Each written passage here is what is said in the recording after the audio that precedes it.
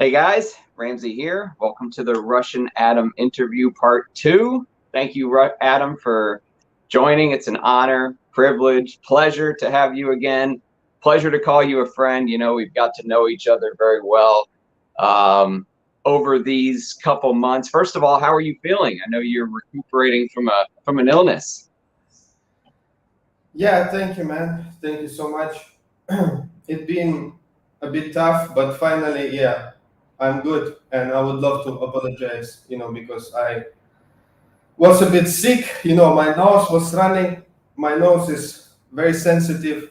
So I got easily a bit sick. And then I kind of recovered and jumped right into the lab, started experimenting, and then after a day or two, I found my nose, running again and giving me a hard time again. So I had to take off for a few days. So now I'm feeling much better. And thank you so much. Pleasure is all mine. Very happy to join you again. No, it's an honor. That's why I wear a tie to these, because I respect you. And we need your nose at 100% because some people may or may not know, but we are going to smell and go through some of the ingredient list that Russian Adam was kind enough to send me. So some of the stuff we're not going to take forever on, but we are going to really dive into some of the ouds, hopefully. I can't think of a single video that has ever been put up where we have a perfumer talking about the ingredients, the way they smell to him. So for fragrance enthusiasts, fragrance addicts like us, I think this is going to be a real treat. If you watched our first interview, you will remember that Russian Adam and I did it one-on-one. We didn't do a live stream because of the fact that I didn't want the questions in the comments to kind of throw off our vibe that we had, because it was the first time we had ever spoken on a stream. Now that we know each other, I think we're comfortable enough to allow questions from the audience and stuff like that. But for now, I'm just going to ask. Hold your questions, all right? Because we're going to run through a quick itinerary. We're going to talk about Russian Adam's new releases, his Attar collection. We're going to smell some of the ingredients, and then I'll ask you to please submit your questions if you have any for Russian Adam. So first of all, let's talk about Arij Ladore. So during the first interview, I asked you about your journey and basically how you became Russian Adam. And you told the story instantly about finding God first. That was the first thing you talked about. How much of the guiding principles of the way you live your life are, turning into the guiding principles of the house of Arij Ladore? Oh, that's that's a very big question to begin with.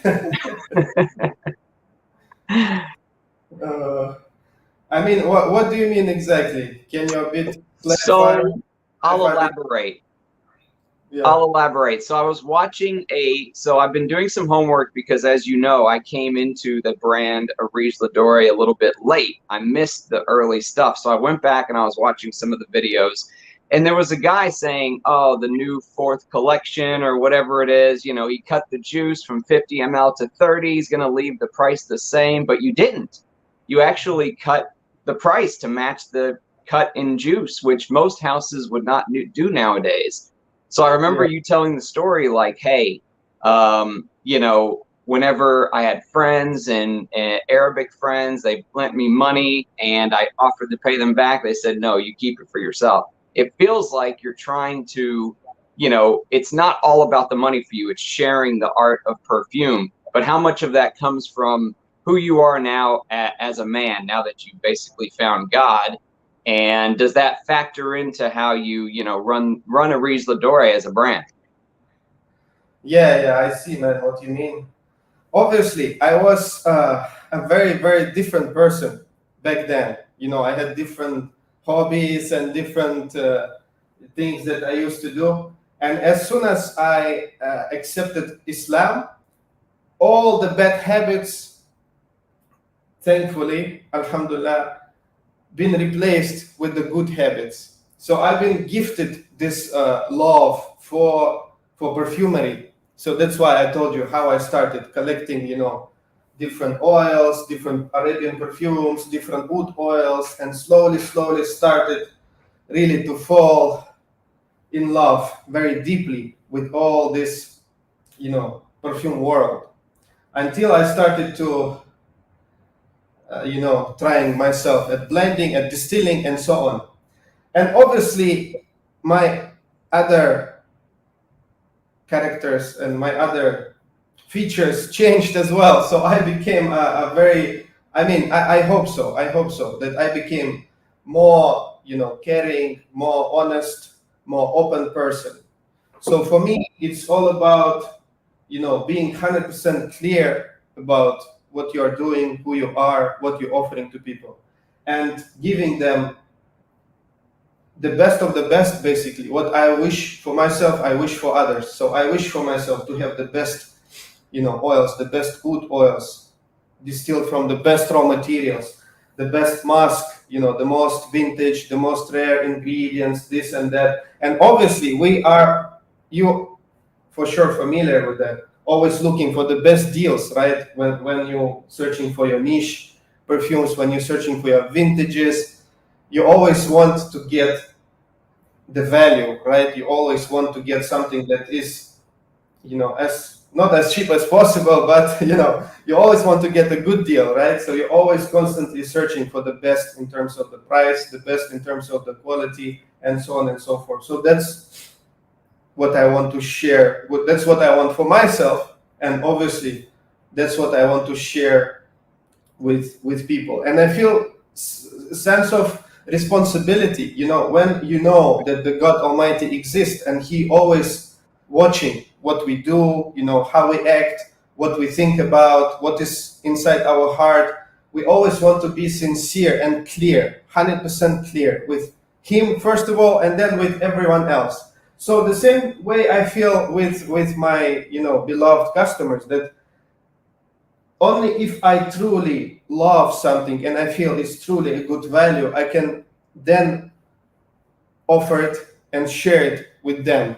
So it's like, I cannot put a price that is not fair just because I would feel, very, very down about it. And I would feel very bad because I myself love, affordable perfumes. I love the good deals, even the highest quality wood oils. I never wish to overpay. So that's what I want to share, with my customers as well. So I'm very glad you notice it, and yeah, I do my best to offer the most fair, prices in terms of, value per meal and, ingredients and so on and so on, packaging, the bottle. So I'm very glad that you notice, and thank you so much. It is. Yes. No, it absolutely is noticed. And, most of us have gone our entire lives buying stuff from basically 3 or 4 big houses now. They own everything. It's L'Oreal, it's Puig, it's all these big houses that own multiple brands. And whoever you buy, LVMH, you buy something from them.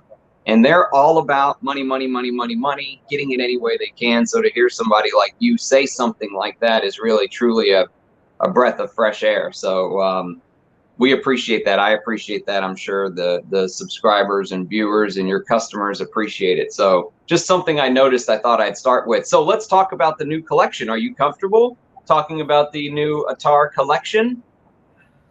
Yeah, sure. It's coming very soon, and I will make few videos myself about each of the composition, because there are so many things to talk about, really. And as we talked with you earlier, even you as a very big and knowledgeable frag head do not have 100% clear understanding of some of this type of attars, right? That's right. I've never smelled an attar in my life. Yes, so that's very, very important, to give enough information for people to digest first, so then they can, truly experience and hopefully appreciate some of the creations. Absolutely. Tell us, there's going to be 7 in the new collection, right? Yes, there will be 7 sprayable perfumes. And again, I was just talking about it with my wife. So even she knowing what I'm doing, she going through all of that with me together. Even she is not 100% clear of what's going on, what's going to be, how it's going to look like, and what exactly it is. So there will be seven sprayable perfumes, and those perfumes are compositions, right? Perfume compositions, meaning I took the ingredients, I combined them, and then I created a perfume compositions.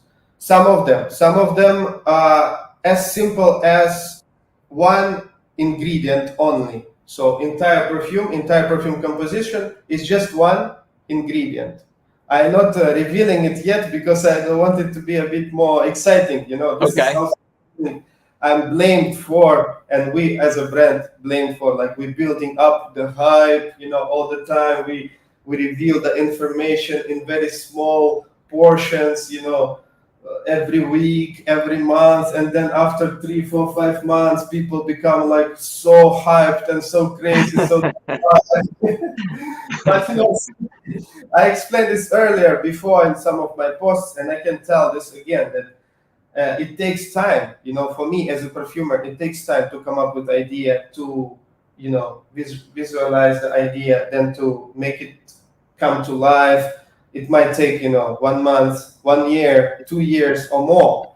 And during this time, I'm going through the process, which makes me feel excited. And closer I'm getting to the release, more excited I'm becoming. And I'm simply trying to share a bit of this feeling with all the people so that they also get a bit more excited, a bit more knowledgeable about what's going on, and so on and so forth. So they also get a bit more, you know, happy about what's is about to come. So that's why I'm sharing slowly here and there, because you know it's easy to just drop all the information there and then people will be overwhelmed. Often they will not even read. They will just, you know, smell it and say, "Oh, what's that? It wasn't up to my expectation. I was imagining something else," because the idea, the understanding, and the background is not there yet. They're not really knowing what they're smelling. They're not really knowing the story behind it and what's the inspiration was and what's the idea and what about the ingredients and so on and so forth. So it's so many stuff to talk about. I'm really, you know, getting crazy and slowly trying to slowly reveal everything. So there'll be one perfume, one ingredient. It's not a composition. It's basically just a sprayable representation of one of the most iconic Indian attars. Then there will be perfumes around three ingredients, three notes. So those I combined, and then I made a sprayable perfume. All this, I mean, two of the three are traditional Indian ingredients, very well known, very well loved all around the world. And how many? Five another compositions that consist of many different materials, but they based upon the traditional Indian attar, each based upon different traditional Indian attar, which means that basically it resides in the heart of composition, and it is the most important part of the composition. And then it's other base notes and other top notes. So I will repeat it again. The idea of all this collection was to take traditional Indian attars and make them a bit more modern, a bit more wearable, but also mix them, you know, with my regular heavy Arabian Oriental style, with heavy, not many heavy animalic notes there, but just to make it more approachable, accessible, and understandable to people. Because for the Western culture, I believe Indian attars is like a big gray area, and Yes. even if people decide to learn about it, study it, try it, it's very hard to wear. Honestly, it's very hard to wear. It's maybe even hard to wear, more harder to wear than some of the pure wood oils, because it's just so overwhelming. It's so dense. It's so you know, spicy. It's so sweet. It's just overwhelming. So for So what? somebody, you know, Yeah. like me, who's in the West, I've never smelled an Indian attar how would you, if someone just wanted to scratch the surface, base knowledge, how would you describe an Indian attar to a novice that wants to learn more? Well, basically, this is a tradition that in the same state that modern perfumery is now. So you see all these big brands making money and the quality goes down, right? So the same thing is happening in India because, we're living in a, modernized, global, westernized world, and everything is kind of the same. So Indian attars nearly dead, the tradition of original, authentic, high quality, pure and natural Indian attars, nearly dead. Why? And we cannot just say, we cannot just blame these big companies or these, private producers, distillers, because it's all to do with the, supply and demand. If people want high grade stuff and ready to pay for it, producers offer it, and big companies will offer it eventually.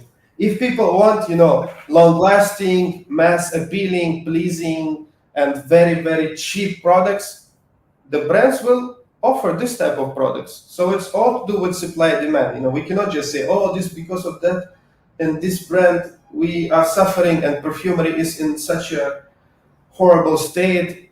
Actually, it's to do with the consumer and the knowledge, and many, many things.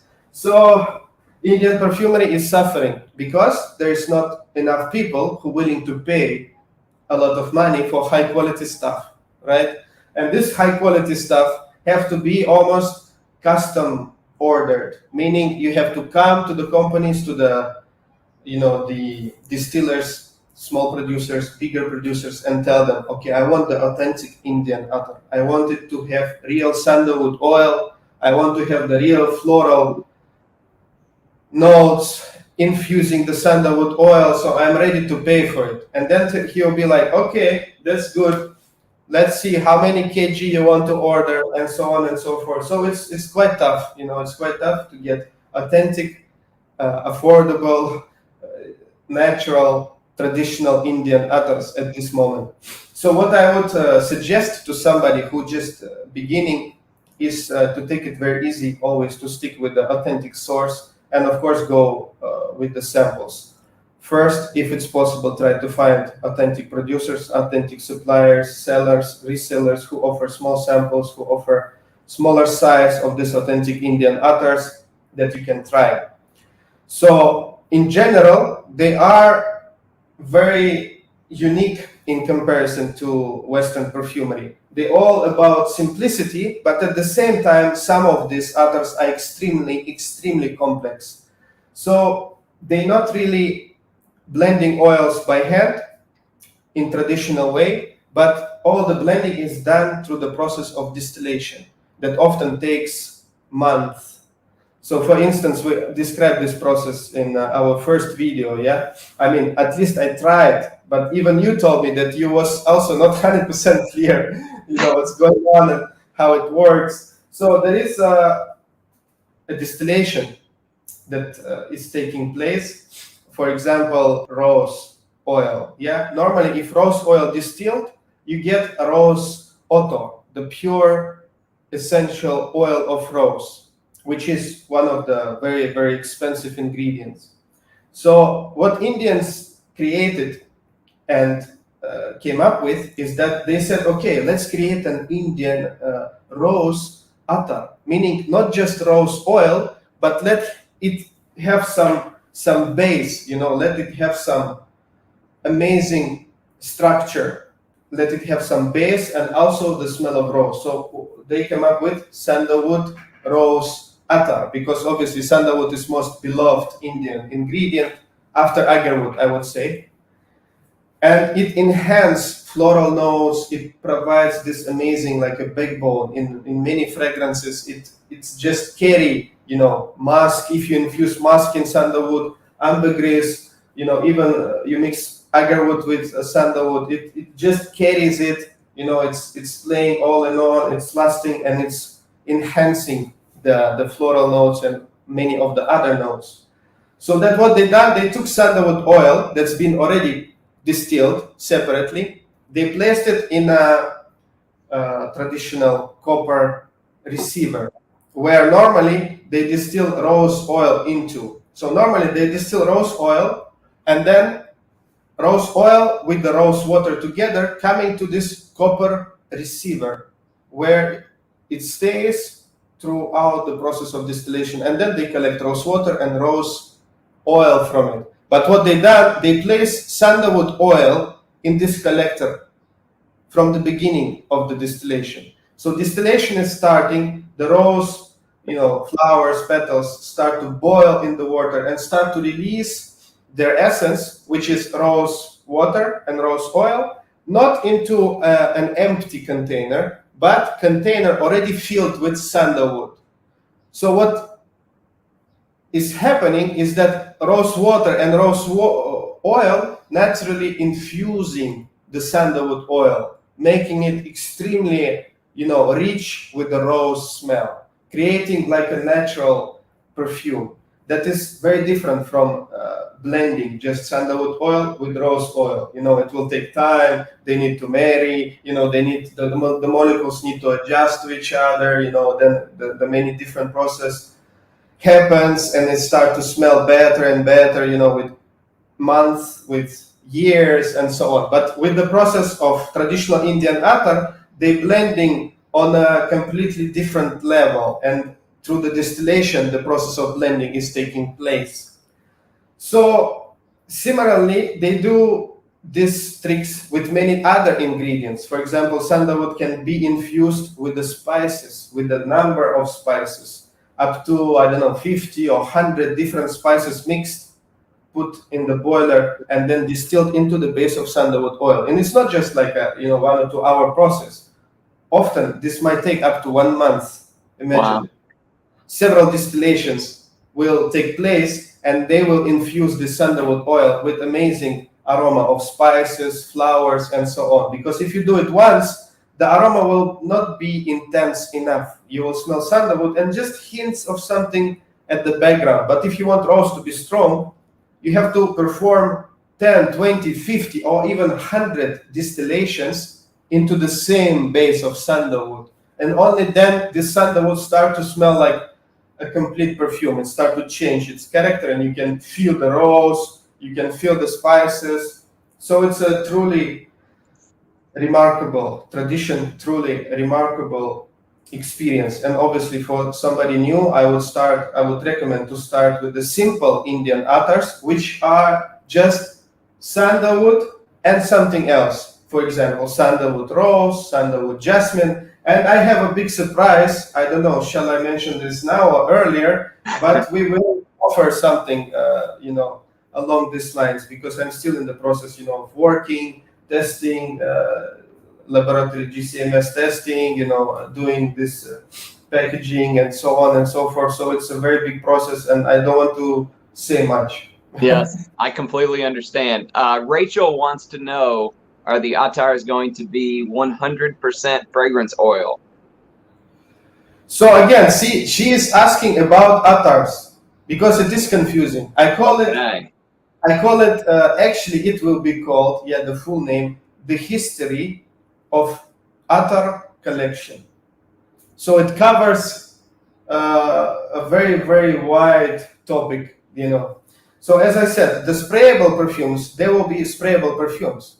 As usual, alcohol-based sprayable perfumes.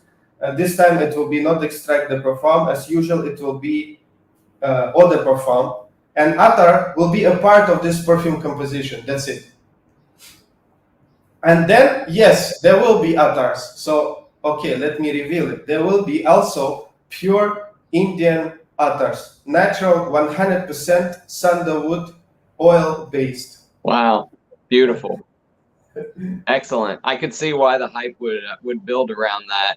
All right, excellent. I know you don't want to say too much. Like I told you last time we started going down the route, keep these secrets to secret as they have to be revealed, and it'll come out in due time. But I really appreciate you sharing that story. I think the confusion for somebody like me who's never delved into the realm of attars is there is a difference between attars and Indian attars, And I think most people probably don't realize that without a little bit of education. So I appreciate you sharing. Now, you mentioned before that, you know, you started out as a distiller and you just talked about how important that distilling process was. And then as you turned into a perfumer, you looked back on the distilling process, you know, completely differently. Are there other parts of the process that now that you've kind of looked back on with perfumers' eyes that you kind of see things differently? Yeah, man, that's a really amazing question. But let me first, please clarify again this and make it like a summary regarding the attars, Indian versus regular attars, and what I'm going to release. So, new collection will be, as I said again and again, sprayable perfume compositions as usual, based in alcohol 7. Then there will be a separate Indian attars in a pure sandalwood oil. So let's now briefly talk about the difference between Indian attar and the regular modern type of attar, because you see many people offering attars, and I used to offer, you know, Russian oud attar, Russian musk attar, and so on. So what is the difference? So the main key difference is that Indian attar, as we just discussed a few minutes ago, produced by the process of distillation entirely. So there's no perfumer who is sitting, you know, combining different ingredients and making a perfume composition. There's a distillers who distill flowers, distill sandalwood, and then through different techniques infuse the sandalwood with different aroma. So this is Indian attars, traditional. Modern attars, people normally call anything that is pure oil without any alcohol. So the highest concentration of a perfume composition called attar. So I have my Russian oud in extract de parfum, which is sprayable. It's diluted in perfumer's alcohol. But if I take the pure concentrate, the pure oil, I can call it Russian oud attar, because that's normally what people call attar. It's just the highest concentration of perfume compound without any solvent added to it to make it sprayable. So it's oil, it's applied on skin, you know, and it's very thick, dense, and heavy most of the time. So this is the main difference between traditional Indian attar and modern world attar that is used, you know, everywhere. My dear friend Sultan Pasha is known for making attars. So he's actually a perfumer who combines ingredients and selling it in its purest, absolutely most intense and rich form without diluting it in perfumer's alcohol. So now it's clear, right? Yes, that was a perfect. I think that was a perfect description. Thank you. Yes, that little soundbite sums it up perfectly. Any 100% oil is an attar, but Indian attar is different because of the distillation techniques. Yeah, that's right. So now coming forward to myself as a distiller, see how it's all tied up and how it is important that I started as a distiller and then slowly I moved to the process of creating my own perfume formulas. And I personally believe it is essential. It is essential. You know, like in perfume school, they will tell you, we will let you smell the ingredients first. You have to learn the alphabets. You have, before you learn how to speak, you need to learn the alphabet, right? You need to learn the letters, A, B, C, D. So you have to smell, you have to train your nose. So I would say, no, before that, you have to distill. You have to put your hands into ingredients. You have to, you know, touch the flowers, touch the agar wood, you know, soak it in water, distill it, get the oil out, you know, perform different experiments, different temperature, different water, different type of distillation techniques, and so on and so forth. This is the foundation and the beginning of perfumery for me personally. And I believe every perfumer have to study this to begin with. So that's helped me hugely to become a perfumer. And then, as you said, I became a perfumer and I kind of start looking back at my distillation, and I came as a new artist to the same process that I've been doing before. And there is one oil, one interesting oil at Philwood website, and in the description, I explicitly say how I felt about this process when I came back to the process of distillation and started distilling as a perfumer. So what happened is that when you distill, you have different fractions of oil coming out. For example, first day of distillation, very soft, ethereal, very floral, very gentle notes coming out, very, very amazing, refined molecules coming out from the agarwood, if we're talking agarwood. Then the second, third day, heavier molecules start to come out. So every drop of oil is coming to the receiver actually smell slightly different. And the second day, you get a different smell. The third day, the different smell coming. After 1 week, after 2 weeks, very heavy, very dense, very base note heavy molecules coming out. So there's always like evolution, and the perfume, it's like a perfumery in itself, the distillation. Every day during the process of distillation, different oil is coming out. The smell which can take months. Yeah, it can take months. I mean, normally people will tell you, no, it's rubbish. You distill 1 week and that's it. No oil coming out more, because they work with very low quality agarwood, and this agarwood not releasing much oil, and you can distill it all in 3 or 5 days. Or they use very harsh distillation techniques, meaning a lot of pressure, a lot of temperature, very high heat, everything. Like, again, we're talking big companies want profit, want fast, want quick buck, so they push this oil to come out within 3 days, that's it, ready.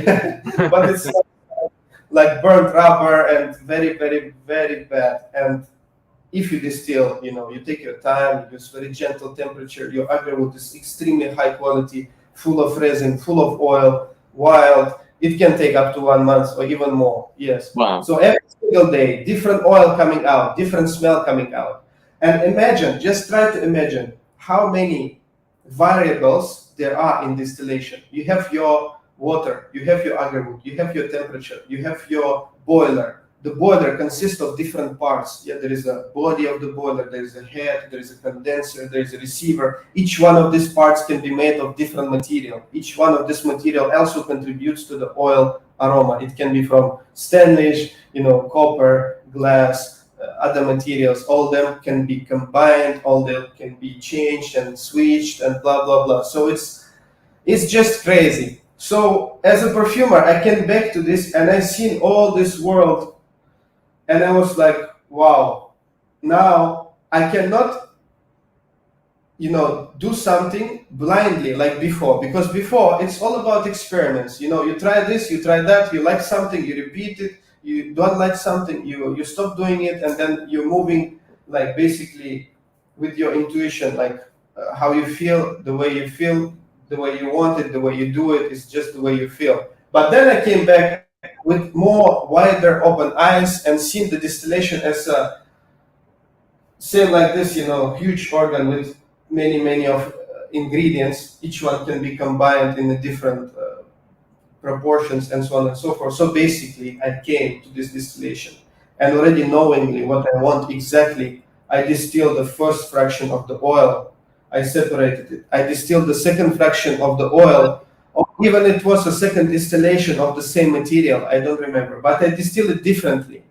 So the first one I distilled the way I wanted to be in the base note. So I was thinking already like a perfume, like a perfumer. Okay, I want this base notes to be like this, like that, and like this. So then I distilled this batch according to the requirement to feel the base notes. Then I distilled the second batch. I think it was 3 different distillations, yes, of the same raw materials.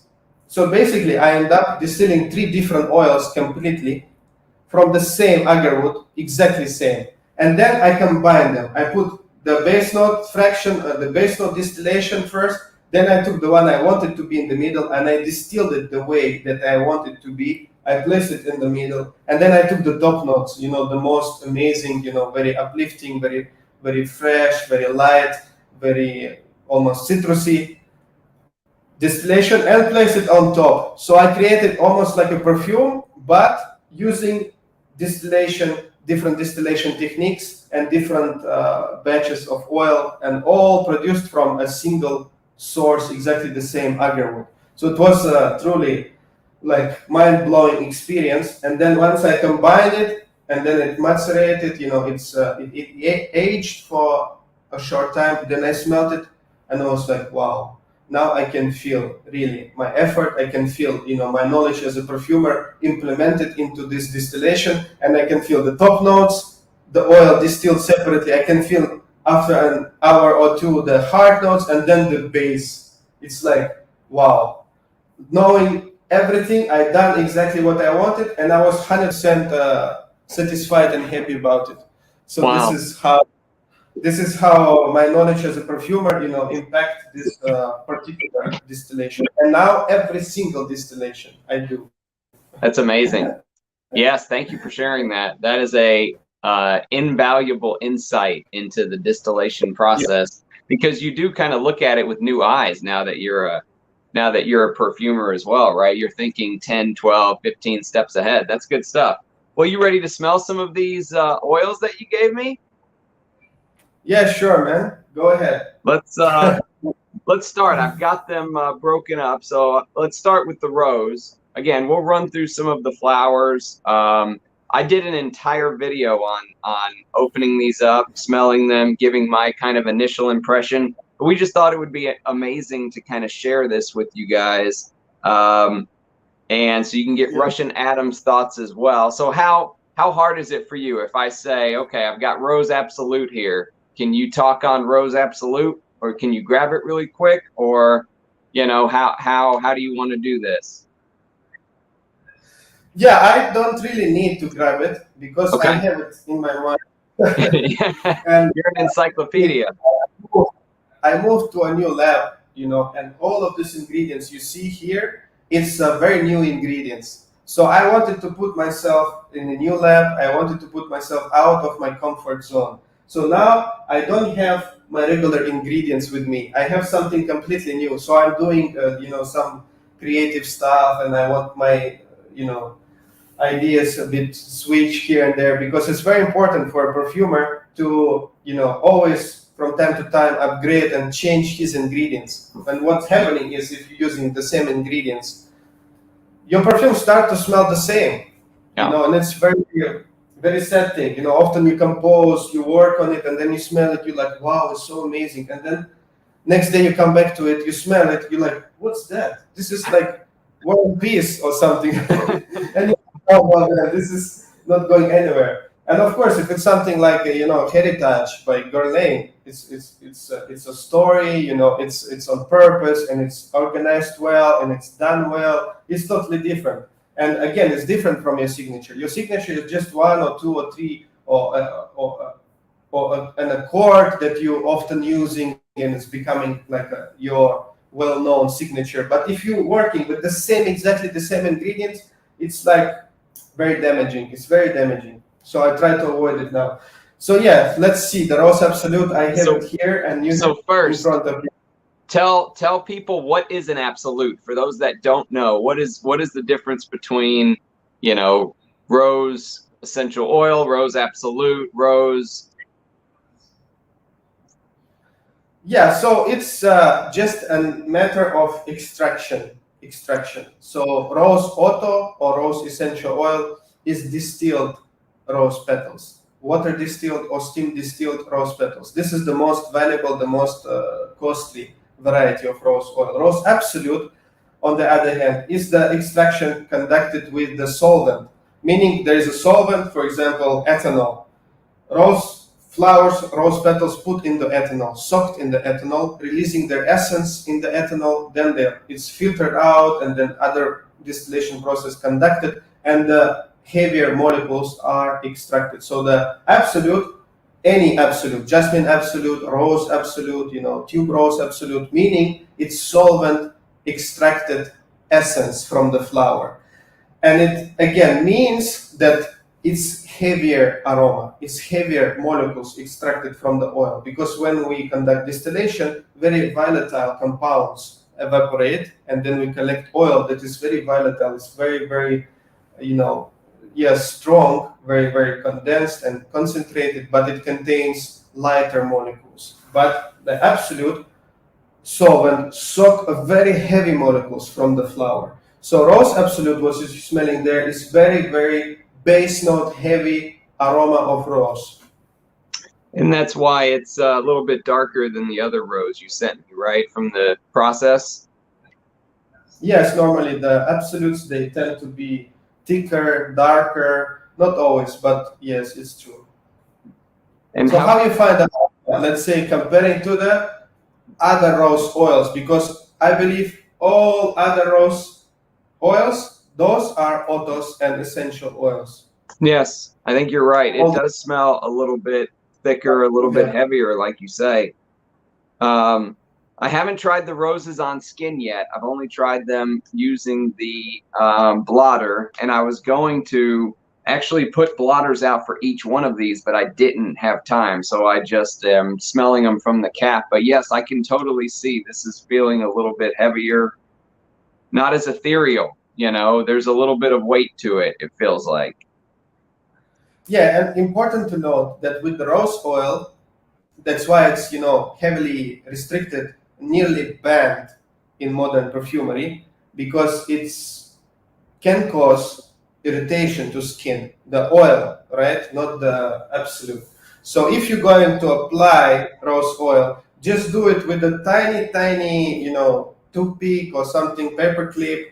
Put tiny amount on your skin and see the reaction. Because me personally, if I put pure rose oil on my skin here on the neck, where the skin is much softer, I get rashes and I get irritation. So you have to be careful with the rose oil. But I sent you rose oil in its pure form because I believe that's the best way to experience it. And I heard, I'm not sure how true is that, but the scientists mentioned that when you inhale the aroma of rose, it produces some of the happy molecules in your brain, the molecules of happiness. I can I believe don't it. know, it's dopamine or what's that? That kind of relax you, give you this amazing feeling. For me personally, when I smell pure rose oil, I just want to smile. I want to smile because it's to me personally it's so like sweet and honey-like and so lovely. Yes.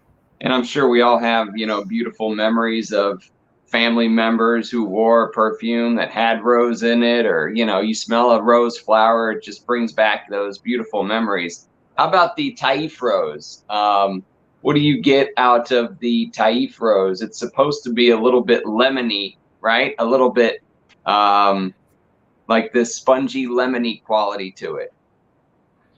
Yeah, the Thai rose, surprisingly, is very, very expensive. So it's the most valuable from all roses. And I believe the reason being is because it's the city of Taif is located in Saudi Arabia in the middle of the desert, right? So it's like oasis in the middle of the desert and nobody expected it to be there, but it is there and the rose is growing there and the aroma it provides is completely unique and completely different from any other rose. Not necessarily I love it the most, but it is the most valuable rose. And yes, definitely, it is more fresher and it has this, citrusy, lemony, slightly bitter, slightly crispy top note that is absolutely beautiful. And it's funny because you expect in the desert it to be a bit more, warm and sweet, and I don't know, jammy, but somehow growing in the desert, it is fresh. Yes. And if you Right? guys have never looked up the way that they pick the Taif roses once a year, it's like a event, like a yearly, like people come from all over the world to see this rose picking event in Saudi Arabia. You should look up the pictures on the internet if you never have. How about Bulgarian rose? Yeah, just one more uh, point to mention that you mentioned Saudi Arabia, how they pick up the rose. So I had this one perfume. It's called Malik Al Taif, which means the king of Taif, where I used this Taif rose of the royal grade because the rose is just like agarwood. It has many different types, varieties, many different grades. So even the Taif rose, it can be very cheap or not very cheap, but I mean more affordable. Middle quality, the high quality, and the absolutely highest quality is the one I used in the Malik Al Taif. And people also were making fun at the time because there's a big story behind it. So actually, the owner or the brother who conducted the distillation for this particular batch of Thai rose, he conducted this experiment himself. So he ordered only women to collect the flowers, because normally there are men collecting the flowers, and he found out that it makes a difference, because the woman's fingers are so soft and their touch is different to men's touch. So then what he done is the first step, only women collecting the flower. The second step is that the flower, the petals of rose, were separated from its green part. Normally, 100% of rose oil is distilled from the rose bulb, the complete, the green part plus the petals. So the green part gives this, geranium type of aroma, slightly green type of aroma. So that's why often you smell rose oil and you're like, there is a sweetness, there is a sometimes crisp, sharp, citric notes at the top, but then you feel also some greenness to it at the bottom. So this is actually comes from the, the green part that holding the petals. So another step the brother ordered for this particular custom distillation is to separate the petals and use only the petals for this particular distillation. Wow. And again, women done it by their gentle and soft hands. So each rose, each petal was separated from the greener part and then distilled separately. The greener parts were not used in the distillation.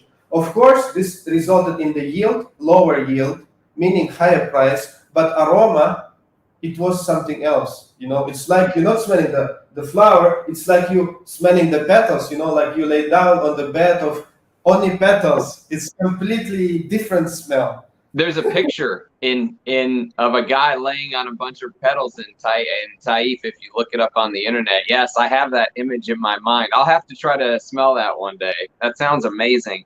And Taif rose actually is my favorite rose. So yes, I could totally see liking that. So what's your take on the Bulgarian rose?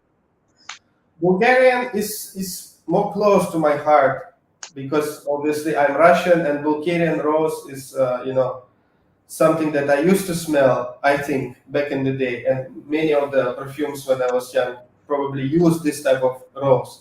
So this I see as a very warm, soft, and sweet variety of rose. I don't see any, citric, sharp notes, much of the green notes. I see a very well-rounded, very soft, sweet rose. Often, yes, it is challenging to work with because it's too soft. Sometimes you need to enhance it with something. It's easily got lost within a composition, but its gentle softness and sweetness is just amazing. Beautiful. Yeah, it really is beautiful. But it doesn't smell jammy. Does it smell jammy to you, or? No, I think jammy is mostly synthetic materials that can jamminess, and then absolute. Absolute is something that is more jammy. Yeah. How about Russian rose? Oh, this is very unique. What's your take on Russian rose? So Russian rose is closest to another rose that I sent you, the rose from 1972. Okay. Rose. Yes. I have it here with me. So compare the two. Compare Azerbaijan rose and the Russian rose. Azerbaijan rose 1972. Is that the year it was? Is that the year? What's the 1972? Yeah, that's a very amazing story. It's a very amazing story. So do you think they smell a little bit similar? Somewhat. The Azerbaijan 1972 smells a little bit more pungent. Maybe because it's older. I don't know. What say you? Yeah, so to me, they're kind of from the same family. Yeah, because Azerbaijan is not far from Russia, and actually it was a part of Russia before. So they're kind of similar in the scent profile. I would call it a fruity rose.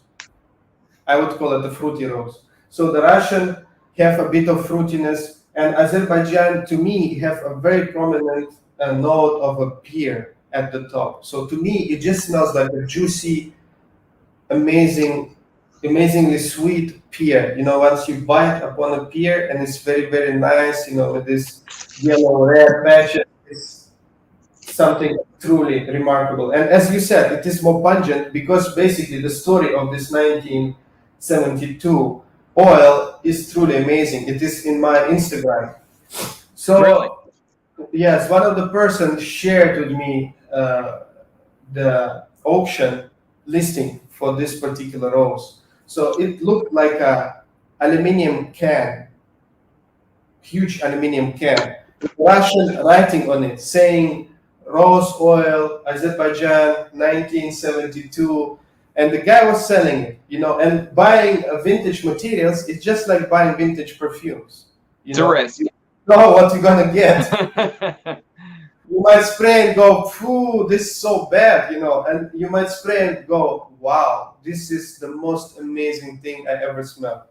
So thankfully, with this rose, it was the second. But we basically purchased this in Russia can, completely sealed aluminum can with just the indication of year and the material inside. So then I have pictures on my Instagram how my friend, you know, unboxed this can, how he opened, you know, the lots of stuff in it, and then he removed this glass champagne-like bottle full of rose oil, very old. It says like 1972, you know, something written by hand, you know, the yield of this year, Azerbaijan, and so on. So I posted this stuff on Instagram, and I said I received this rose oil. It is amazing. It smells authentic. I'm so excited, you know, to do a composition focused on this rose oil. And slowly I start getting random people commenting on the post.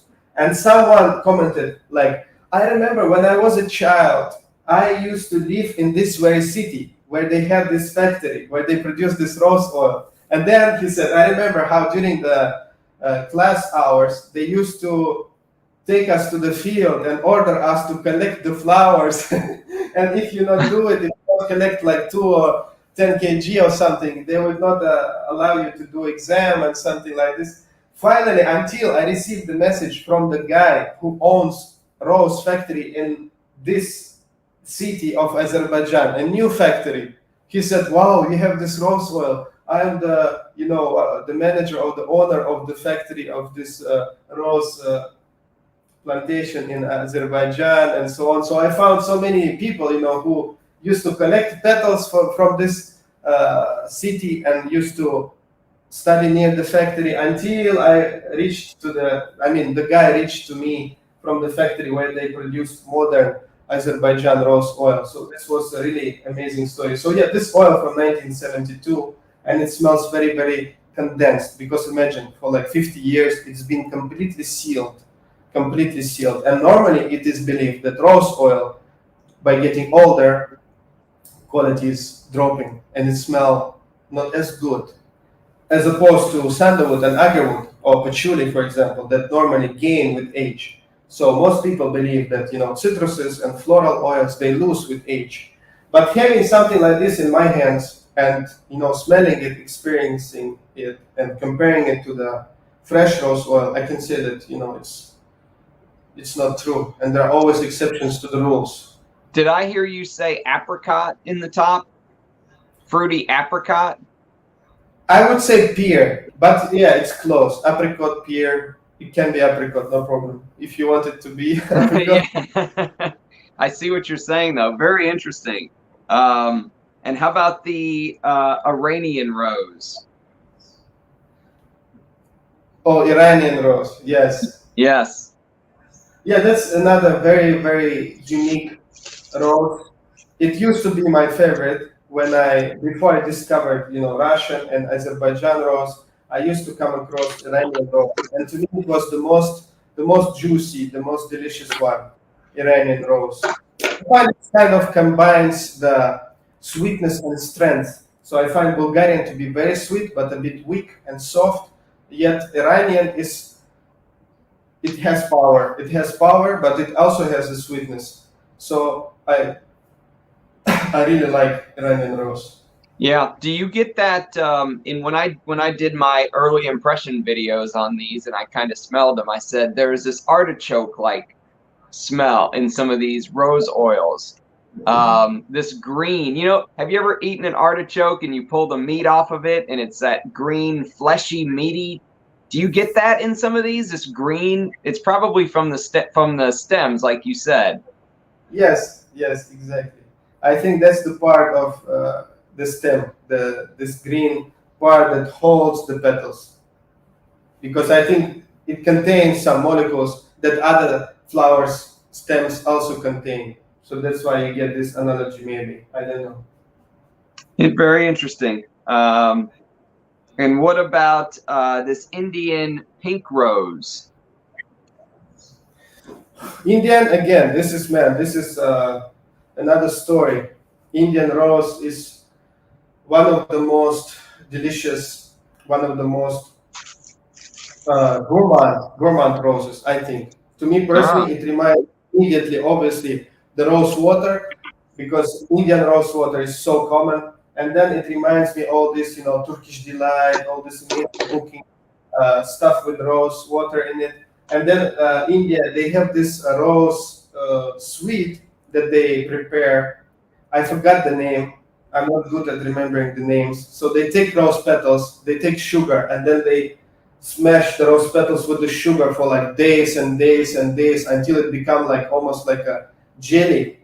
And this jelly has one of the most amazing smells and tastes. And it's good, for your stomach, for digestion. It's like yes. amazing medicine as well as aromatic. So Indian rose is all about this, gourmand stuff. It reminds me of this. And obviously they have pink, they have red, which is to me is quite different.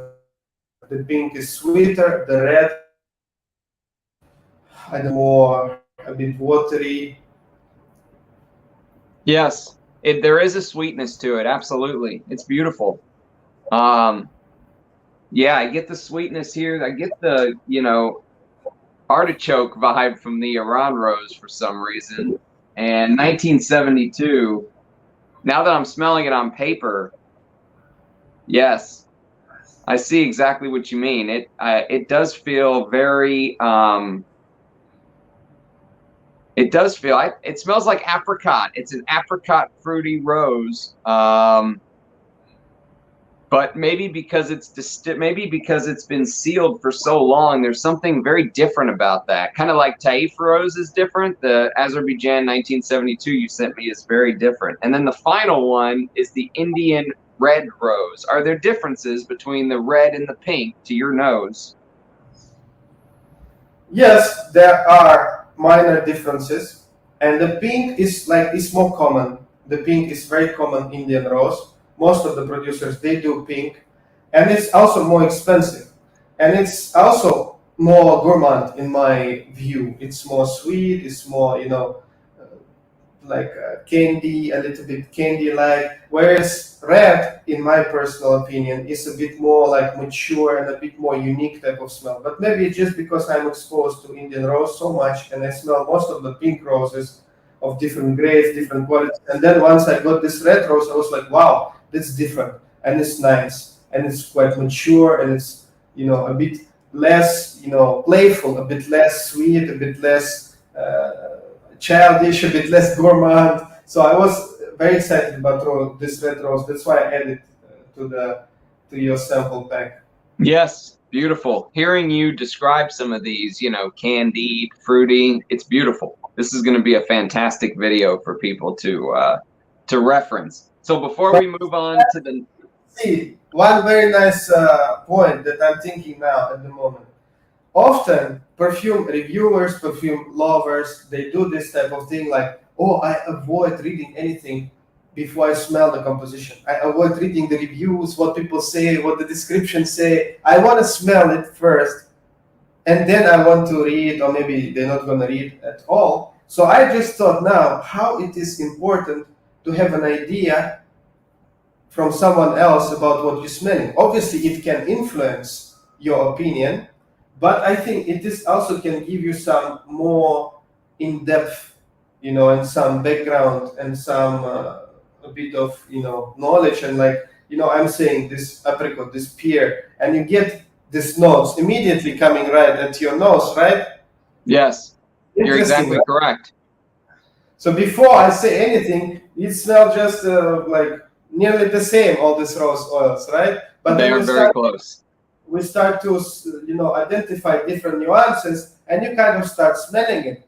So is it really important to have the knowledge and to read about the ingredient and to speak about the notes and nuances with other Yes. people and to read the reviews, or is it just about your vision? Now it's kind of a question for you to answer. Well, it's like you said earlier, the houses are just putting out what the people want. And if we have an ignorant public that isn't aware of notes, and then on top of it, the houses are giving less and less, information to the people, right? So like when Guerlain released Heritage, it was released with 26 notes, a designer house with 26 notes. Now, Amouage released Portrayal Man in 2019, which I love. I love that fragrance, but they gave us 3 notes, 3, in a niche, right? So yeah, I think it is important. I think it gives people something to go off of, and then you can still form your own opinion, right? But yeah, that's a great point. I mean, that's why I think this video will be so valuable for so long in the future going through these. I know this takes some time. We're already at the hour mark, but yes, Which it's is 1 hour already. goes fast, right? So before we go to the next batch, which is going to be other flowers like orris and violet and carnation, Rachel has a question. She said, "Where in Russia did you grow up?" I'm originally from Moscow, from the capital. So it's like, yeah, they say Moscow is not Russia, and Russia it's not Moscow. It's very. So yeah, I'm a city guy. I'm from the capital. I grew up right in the center of Moscow. Beautiful. Thank you for sharing. All right, let's move on to the other flowers. So this one really blew me away. I'm going to put some of this on a blotter. Orris Absolute 80% ironones. Can you explain what irones are to people and why this is so special? Yeah, I'm also lacking knowledge, so I'm not 100% like well versed in every single ingredient, and I know how it's done, how it's extracted. I do agarwood. I know a little bit of agarwood. I know a little bit of sandalwood. I know a bit of musk and ambergris. So orris is kind of a mysterious ingredient to me. From what I know, the orris root is collected and then it has to age for a certain number of months or years. And then, again, according to my limited knowledge, longer it ages, more iron it produces, and then oil distilled from it has a higher percentage of ions in it. Meaning the aroma is more orrisy, if you can say so. So normally the orris in the market it's like 10% iron, 15%, 25%, 80% iron is like mind-blowing stuff. It's unbelievable. If you come back and watch this video, watch when I just smelled this. I just like melted into my chair. It is absolutely beautiful. This is something like agarwood kinam, from plantation, from young tree, having 16% of agarspirol, meaning it's so woody, it's so rich, it's so amazing. Aroma is multi-layered. It has so many notes, so many compounds in it. Your brain just goes like, wow. And you smelling plantation agarwood. So this is something similar in terms of the concentration of particular molecules within the spectrum of its profile. So orris, what I have here is 15% orris absolute, 15% of iron, and it's already amazing quality and extremely expensive material. This Amazing. 80% is something like 50, something like close to $100, I think, per single gram of oil. It's absolutely amazing. You were talking about, whenever you sent me these, I think you sent me a private message and said, hey, compare them to your favorite fragrances, see if you can pick out the materials. And instantly, there's one fragrance that came to mind when I smell this. Instantly, one. It's this. Iris. Iris. Oh, yes. Have you ever smelled this? I think so. Yes, I sampled the recent formulation at the boutique in Jakarta, one of the Jakarta hotels. They have nice Hermes boutique, and they have display of this bottles. Like Bellamy, and I think Bellamy was missing, but a little bit older bottles, but the latest formulations. Yeah, like this. And they said all of this sold out, is just for you to see. So I was like sampling them, and I did sample this. And yes, the note of iris there is quite nice, quite beautiful. Beautiful. Yes, absolutely beautiful. Okay, so next is Carnation, which is Carnation Absolute, actually. Look at the color on that. I love this ingredient. They used to use this in masculine perfumery much heavier in the 70s and 80s. It's a very green floral. What do you make of Carnation in a composition? Carnation, it is an amazing flower. Sadly, it is associated with death in Russia, where I'm coming from, because when people die, they bring carnation flowers. So it has this bad image for most of Russian people. But to me personally, I do not care much, and I love this aroma. And for me, it's all about antiquity. And when I discovered this vintage Carnation Accord, because I'm not sure if it was actually Carnation Absolute, it smelled so complex and so incredible, much more complex than Absolute itself. That's why I thought it probably is vintage Carnation Accord, because Accord today in today's perfumery is completely different from accords they used back in the day. Back in the day, accords were meaning they mixed different essential oils, they mixed the different flower oils, spices, some isolate from natural sources. So accord before, it's like a perfume on its own already, and not necessarily 100% synthetic like today. Today's accord means synthetic smell of carnation. And vintage Carnation Accord that I used in antiquity is a combination of these amazing ingredients. And once I smelled that ingredient, I nearly cried. It was incredible, man. It was something else. I smelled it, and I was like, wow, I've been taken somewhere for a second. And it felt like in a dream, like it lasted for hours. I was so excited. And today, of course, to me, Carnation, it's about this. my my favorite. You guys know what that is? Bellamy shaker. So this is Carnation, really. What people think Carnation is feminine, is like old-fashioned, but actually Carnation can be so amazingly masculine and spicy, leathery. It's amazing. You know what I think of when I think of Carnation? I think of this. Abbey Rouge. Yeah. There's a beautiful Carnation note in Abbey Rouge. This is the 1960s. So yeah, 60s, 70s, 80s, even early 90s, they used to use Carnation in masculine perfumery, and then it just stopped. I mean, just like the blink of an eye, it just stopped. And I don't know why, but I absolutely love it. And you're right. I mean, look at the color. You guys can see the color of the Carnation Absolute on this blotter. It is absolutely stunning. I think the Orris is still my favorite. The 80% iron. I mean, I just melt when I smell the Orris. But Jesus Christ. But the Carnation is beautiful. Okay, next we have Violet Leaf.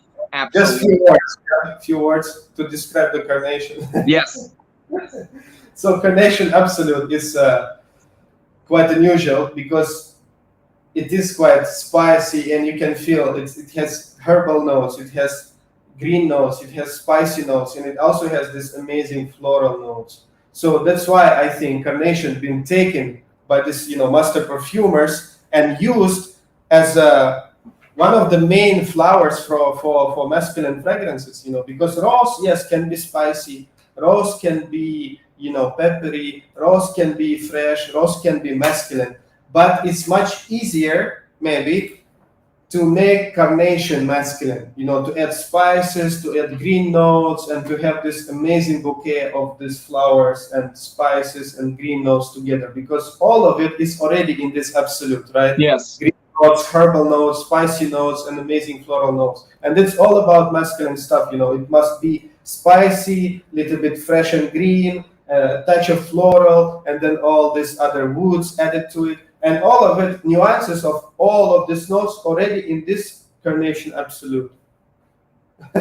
Yes, so they just blend perfectly. Yeah, absolutely stunning stuff.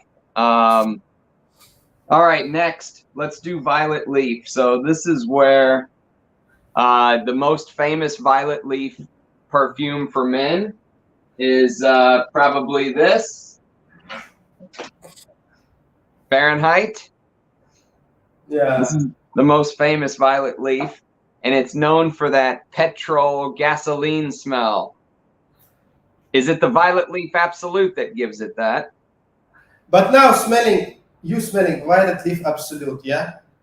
Have a sniff of Fahrenheit. So what do you think? Is it the real absolute, violet leaf absolute in there or not? I have no idea. It doesn't smell like the violet leaf absolute to me.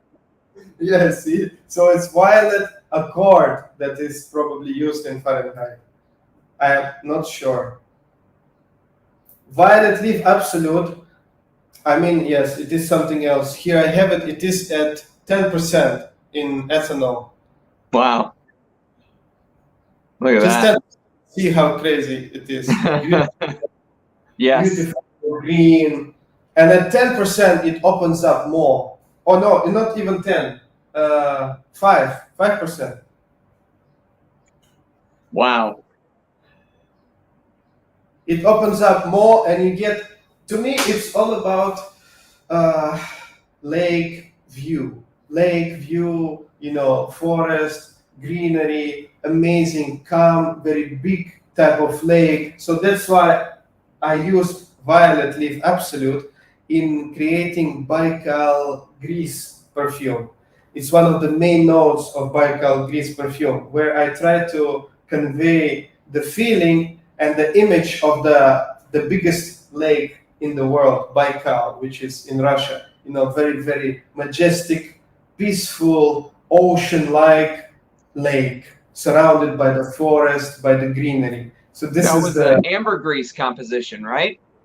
Yes, sandalwood, ambergris, violet leaf, one of the main notes. But somehow all these notes created amazing natural suede accord. So it smells like very soft suede. Some people say, I don't feel any forest, any greenery. I feel just suede. That's all I smell. So I was like, wow, amazing. I created suede accord. But I smell everything there, obviously. I smell sandalwood, ambergris, violet, and it all creates this amazing image of greenery and very peaceful, very big lake, Baikal.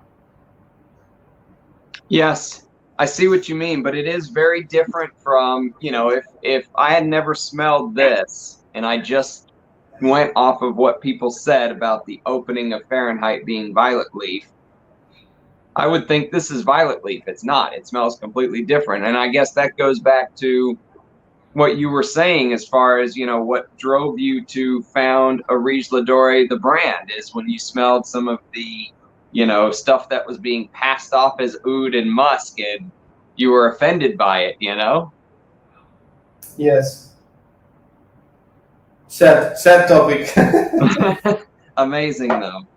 Amazing that we're here from that though. It's fantastic. I mean, for the perfume lovers that take the next step, well, I think what you are offering is absolutely amazing, and continue doing what you're doing. It's something very special, trust me. Okay, next, Jasmine Grandiflorum. What is Grandiflorum? Yeah, so now we're coming back to India. Yeah, jasmine, it's all about India. India, I just recently discovered, has like over 80 varieties of jasmine. Can you imagine? Really? Yes. 80? Yes. I didn't know that. So it's like even we don't have as many, different types of burgers and coffee as Indians. They have jasmine, 80 varieties of jasmine. So Sambac and Grandiflorum are two main varieties, the most widely used in perfumery. And just recently, there was a very nice documentary, short but quite amazing. Why jasmine oil is so expensive, by something business YouTube channel. I forgot the name. So they spoken about jasmine, how it's produced, the absolute, the Guerlain perfumer was there, and they exposed the the supplier of jasmine that supplies it to Guerlain.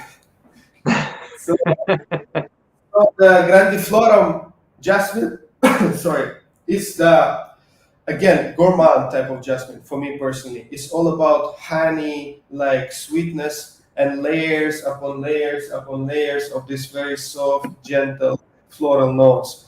It's truly amazing and very, very feminine. So if you would pick up feminine, masculine, so the Grandiflorum would be very soft, sweet, fluffy, feminine type of jasmine, whereas the Sambac is the other one that you loved absolutely. The jasmine Sambac, I think, was your favorite from all of the ingredients. Jasmine Sambac is something completely different. It's very green, piercing, very intense, very masculine type of smell. You have it there with you? Yes, right here, jasmine sambac. Let me dip the stick in. But here, see, it's very important to note that just as the rose oil, jasmine normally used in the form of absolute because it is cheaper. And jasmine essential oil, some people don't even believe it can be produced because the yield is so low and probably they failed distilling it, so they don't believe that jasmine oil can be produced. But jasmine oil, or as they call in India, ruh of jasmine, can be produced. And it is one of the most amazing oils. And I believe the ones I sent to you, those are ruhs. So those are essential oils, actual distilled jasmine, not the absolute. That's why the aroma you smelling is more volatile, it's more intense, it's more amazing. Just like, not amazing, I mean more heavy on the nose. Yeah, it's more heavy of a lighter, more gentle, more soft, more refined molecules rather than the absolute, which is the heavy molecule. Same story like with the rose oil. Rose oil, absolute, dark, base, heavy notes, little bit sweet, jammy without this amazing sweetness. And rose oil, full of this volatile, very soft, refined, amazing sweet notes, where you find your fruits, where you find your pears, apricots, and all that good stuff. So the oils you have is the ruchs, the most expensive, the most rare ruchs of jasmine. It is amazing. I mean, I don't know if you can see how dark it is, but wow. So now, which one, Sambac or? I mean, both of them actually. This is the one that's definitely more feminine, the Grandiflorum. This smells more like you're smelling Guerlain, Samsara, or Samsara. Yes. Samsara, maybe even like the compositions from the 1920s, like L'Enfant Arpege or something like that. That's what I'm reminded of from the Grandiflorum. I could place this in perfumery. The Jasmine Sambac, I have a hard time I can't pick out a fragrance that matches this for some reason. It doesn't come to mind right away, Yes. It's amazing. Amazing smells. I wish you guys could all smell these little blotters. My room is going to smell amazing after this. When I dipped this in the tonka bean, when you first gave me it, it lasted like 3 weeks on the blotter. All right, let's go to the next one. So the next one we've got is dark tuberose. Now, tuberose is another big feminine note. Yes. What's your take on tuberose? Yeah, tuberose is incredible material, but it's all to do with the extraction and the batch and variety that you are getting. So until today, I wasn't, or until recently, I wasn't really impressed with the ingredient. And I believe the main reason was the fact that the batches of the absolute I was smelling were not good enough, as simple as that. So once you smell good rose absolute, you can be, taken away and really start questioning, like, oh, is it really feminine? Is it really, indolic? Is it really sweet? This and that. So I recently got some amazing absolute, some even distilled tuberose that I will present to people in the future. And this is completely blow my mind. When I smelled distilled tuberose oil, which is extremely rare, nobody almost distilled tuberose. The yields are so tiny that it's basically just a waste of time, a waste of flour, a waste of resources, a waste of money. It's extremely expensive, extremely rare to find, very hard to find. So once I applied this oil, I was like, wow. The progression and the story and the journey it takes you on is truly like a perfume. It has very distinct, very pronounced, very indolic, very harsh top notes. Then within minutes, it disappears. It goes somewhere else. This very creamy, banana-like, fruity, amazing aroma. Then you have your base notes that almost smell like, creamy woods, like sandalwood, like it's just a journey, a simple ingredient that takes you on a journey like not many perfumes take you. It's like really incredible. Wow, that sounds amazing. I'm with you on tuberose. By the way, I struggle. I struggle with tuberose. Tuberose is one that is usually a no-no for me. This is one I've never been able to really get on, but I would love to smell the tuberose you're talking about and see the differences. But yes, that's a tough one for me. If you know my friend Rich Mitch, he struggles with jasmine. Tuberose I struggle with.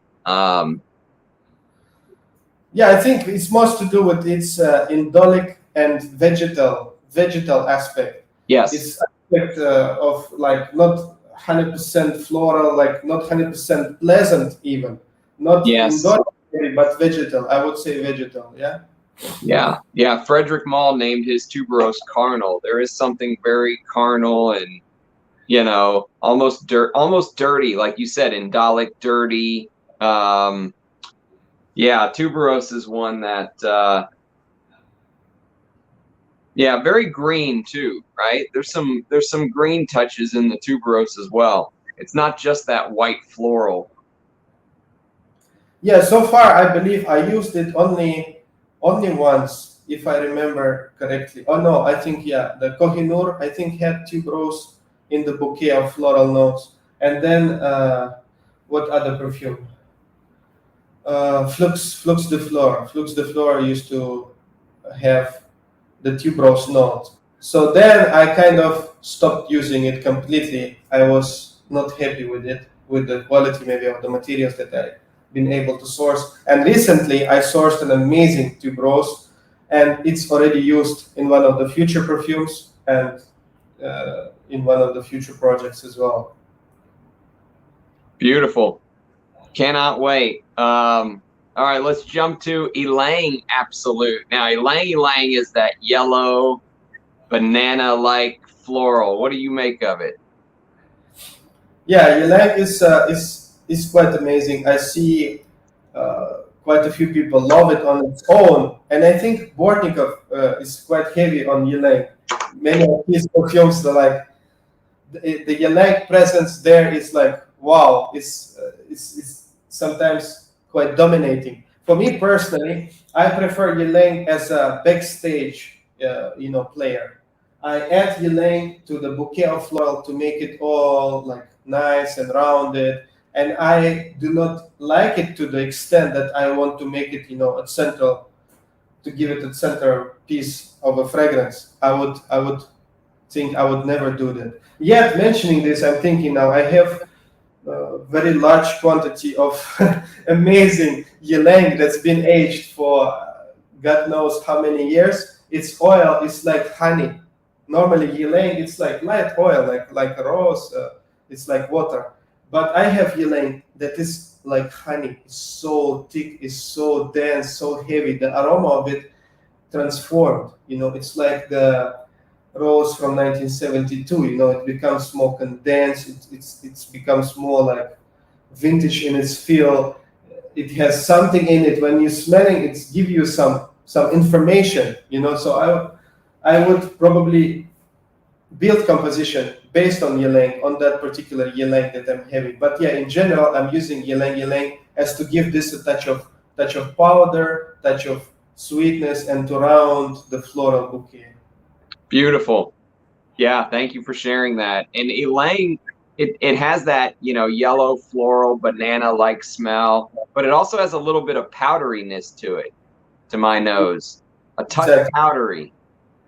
So to me personally, if it's overused, if it's used in a large concentration, in a large percentage, it might give this, bubble gummy, banana type of cheap type of feel to the composition, which I personally not a fan of.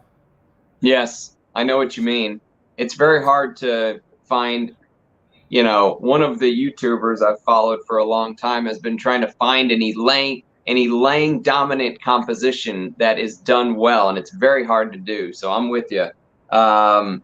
Yes. All right, now we're going to move on to everyone's favorite material, patchouli. So there's a couple different patchoulis here. The first one is patchouli by Russian Atom. What does this mean? This is your distilled patchouli, right? Yeah, this is a similar story like with the Taif rose. So I ordered farmers to collect for me the highest quality of patchouli. Normally, the patchouli is like a weed, like a plant, green plant. It's taking fully and distilled with the roots, with the soil, with everything else, and done horribly. I ordered the farmers to pick only the top of the flowers for me. So they picked only the top of the patchouli flowers, collected several, I mean, I don't remember how many, 10, 20 kg I ordered, and then dried it, dusted it, and I distilled it the way I distill oud, classical oud. So I fermented this patchouli. I soaked it in water for a number of days in different water, different materials, different pots for soaking, all these type of things that contribute different notes to the aroma. And of course, the fermentation. The main factor here is the fermentation. So I remember when you smelled it, you said like, oh, patchouli by Russian Adam smells more oud than patchouli. Yes. It does have a little oud smell to it, but it's stunning. I mean, it's a beautiful patchouli. It smells like a perfume. It smells like a composition. It's so complex. Yeah, so that was my idea. My idea was to distill patchouli like I distill oud, classical oud with the fermentation, because classical, especially classical Indian oud, distilled with the process of fermentation prior to distillation, which gives this barnyard smell, which gives this chocolate smell, which enhances the leather smell. And with this particular patchouli, it's several distillations combined all together, mixed, and so on. Idea was to create the smell of Russian countryside, barnyard, this beautiful aroma of wild nature. I love it. I love the idea.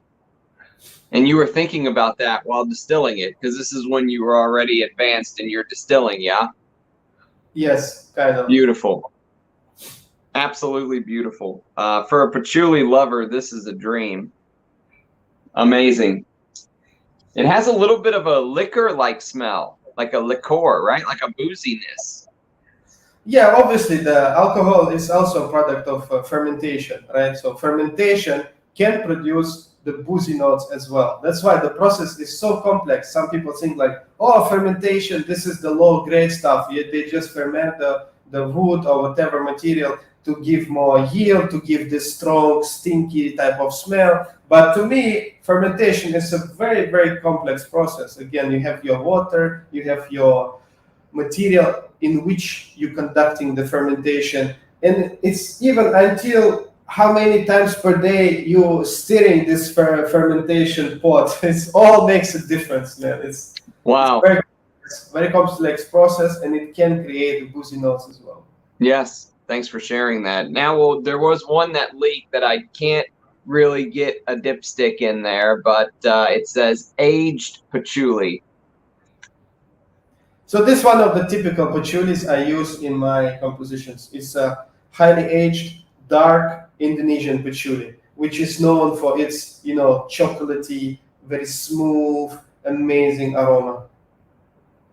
Yes. Beautiful. I love patchouli. I'm a huge patchouli lover. It's one of my favorite ingredients. I was telling you I sent you a picture of some vintages to look into, and one of them was Pavarotti. Pavarotti has a beautiful patchouli note in it. If you get a chance to get your nose on that, definitely let me know what you think of it. Okay. Yeah, well, Next, we've got smoky patchouli. Now, how does this work? How do you get smoky patchouli? yeah, this is very, very simple. So this trick in distillation has to do with the temperature, right? So if you're distilling at like low temperature, in general, any material gonna release very delicate, very soft, very refined, very, beautiful molecules. If you're distilling at very high temperature, you can release very harsh, heavy molecules. You can even slightly burn the material on purpose to give it this smoky, incensey vibe. So that's how it's done. It's basically distilled at a very high temperature, high pressure, producing this amazing smoky note that in very low doses can create an amazing accord in a perfume composition. Yes, absolutely. Yes. It has this barbecue, this this burned wood chip like smell. It's beautiful. I'm a big fan. Similar to the which other materials? Obviously, birch tar, and then kate. All these materials, that distilled through either destructive distillation, where you have no water at all, so the aroma becomes extremely smoky because the material nearly burned, or the distillation is conducted at very, very high temperature, high pressure. And it can be a good replacement for something like birch tar, because obviously birch tar, if it's not, refined and redistilled, it can be harmful. But we have to be very careful because this burning distillation style can produce toxic molecules as well. So we have to be very, very careful to do it perfectly, to know how to do it, and then to know how to use the materials. And obviously, if needed, GCMS lab test before we use it to make sure there's no toxic molecules in the oil. Beautiful. Thank you for sharing. Okay, next we've got patchouli absolute. Same thing as the rose, jasmine. So we have patchouli oil, which is distilled through water or steam distillation, and patchouli absolute is done with a solvent. So you expect the heavier, more dense molecules. In this case, it's very green, very herbal type of patchouli. Yes, herbal is a perfect word, I think. Very base note heavy type of patchouli. Yes. And then highly aged patchouli. So we talked about aged patchouli. Highly aged patchouli is a different category. Yeah, basically aged is anything between like 5 years old, 10 years old, but highly aged is like 20 years plus. And this particular patchouli is, for me personally, the best patchouli I ever smelled. It highly reminds me of vintage Cambodian wood oils. It has this amazing, dark fruit, leather type of notes. And how it transformed is truly remarkable. You can smell the patchouli tincture. I think you have also patchouli tincture, which is the closest aroma to the plant itself, right? To the dry plant. And then you can smell this highly aged patchouli. And the difference is only time, it's only how aged it is. And it's, to me, it's truly, remarkable. How come without doing anything to an oil or to a material, it can transform so much and it can gain so much and it can change so much and it smells almost completely different. So I think this one, I forgot the year, is 1992 or something, patchouli, which actually I gifted to my stepbrother. I'm not sure if you heard of him. My youngest stepbrother, Anton, who has a brand, Aton, and he used this patchouli in one of his compositions. So my stepbrother, with who we made Manly, yes, yes, absolutely. So if you like this patchouli, this type of patchouli, highly aged patchouli, I highly recommend you to check out his samples in the perfume composition called Roxbury, I think. Roxbury central note is this very patchouli, extremely rare type of patchouli, over 20 years old. And I think he truly gives justice to this patchouli. The perfume composition is absolutely gorgeous. It don't have many nuances, many layers, but it's all about luxurious, soft, leathery patchouli, highly aged, amazing composition. Sounds amazing. Yeah, yeah. My favorite from him for sure. I highly recommend. Okay, that's a good tip. What about patchouli tincture? What is it tinctured with? Yeah, perfumer's alcohol. Yeah. Any tincture is material, it's taken the way it is, sometimes dried, sometimes fresh, and tinctured in the perfumer's alcohol. In this case, yeah, it's perfumer's alcohol. So it is the closest scent to the herb itself, the closest scent to original aroma of patchouli plant. Mm-hmm. Yes, it's beautiful. I meant to set all this up before, but we're doing it on the fly. I'm getting these on the blotters while we're chatting. Okay, So next. for you to really understand the distillation tricks, you need to smell patchouli tincture and then picture it in your brain as a starting point of patchouli smell. And then smell all these different, fermented patchouli by Russian Adam, smoky patchouli, aged patchouli, and then picture in your mind that this is the starting point, how patchouli smells, and then how it can smell using different distillation techniques, using different type of aging, using this type of technique, using this type of, tricks and extraction methods. So I think that's how you can really learn and expand your knowledge about patchouli, is to smell the raw tincture first and then smell all these other oils, and then you will see, all the smoky notes, it's not really coming from patchouli, it's coming from the distillation tricks, right? Then the fermentation, it's not really the plant itself you're smelling, it's you smelling the tricks that I implemented, and so on and so forth. Yes, thank you.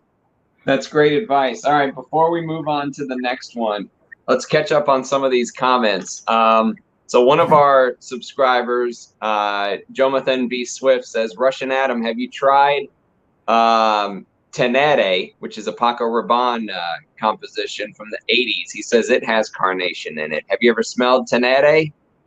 No, not really. He recommended. Is it good? Let's see. Here it is. Here's Tenere. Oh, I see. Yeah, I see it in one of your videos. Yeah, I just did a perfumer's portfolio video on the perfumer who made it. His name was Pierre Wargnai. And there's some beautiful florals in here too. So along with carnation. All right, let's see what else. Funny enough, Sex Appeal by Jovan has amazing carnation notes, says Nick. Let's catch up on these comments. We're way behind. I have Bacall grease. It's emotional, is what Nick says. Rachel says, so much learning. Thank you, with a heart. Love the conversation. Just add light. I love Sambach, says Rachel. Assalam to Adam, says Umran.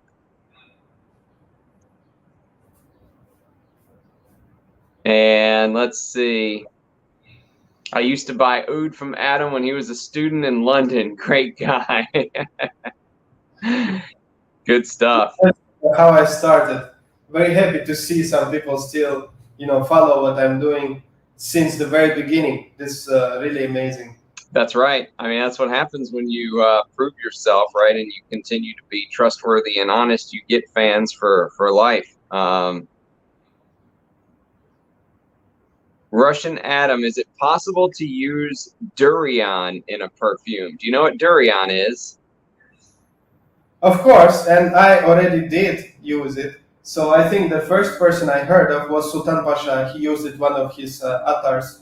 Not sure how he extracted it. And then I used durian in a Santal Galore fragrance. So it's a sandalwood-based fragrance with amazing floral classical bouquet and with the fruity note at the top. And this fruity note was durian.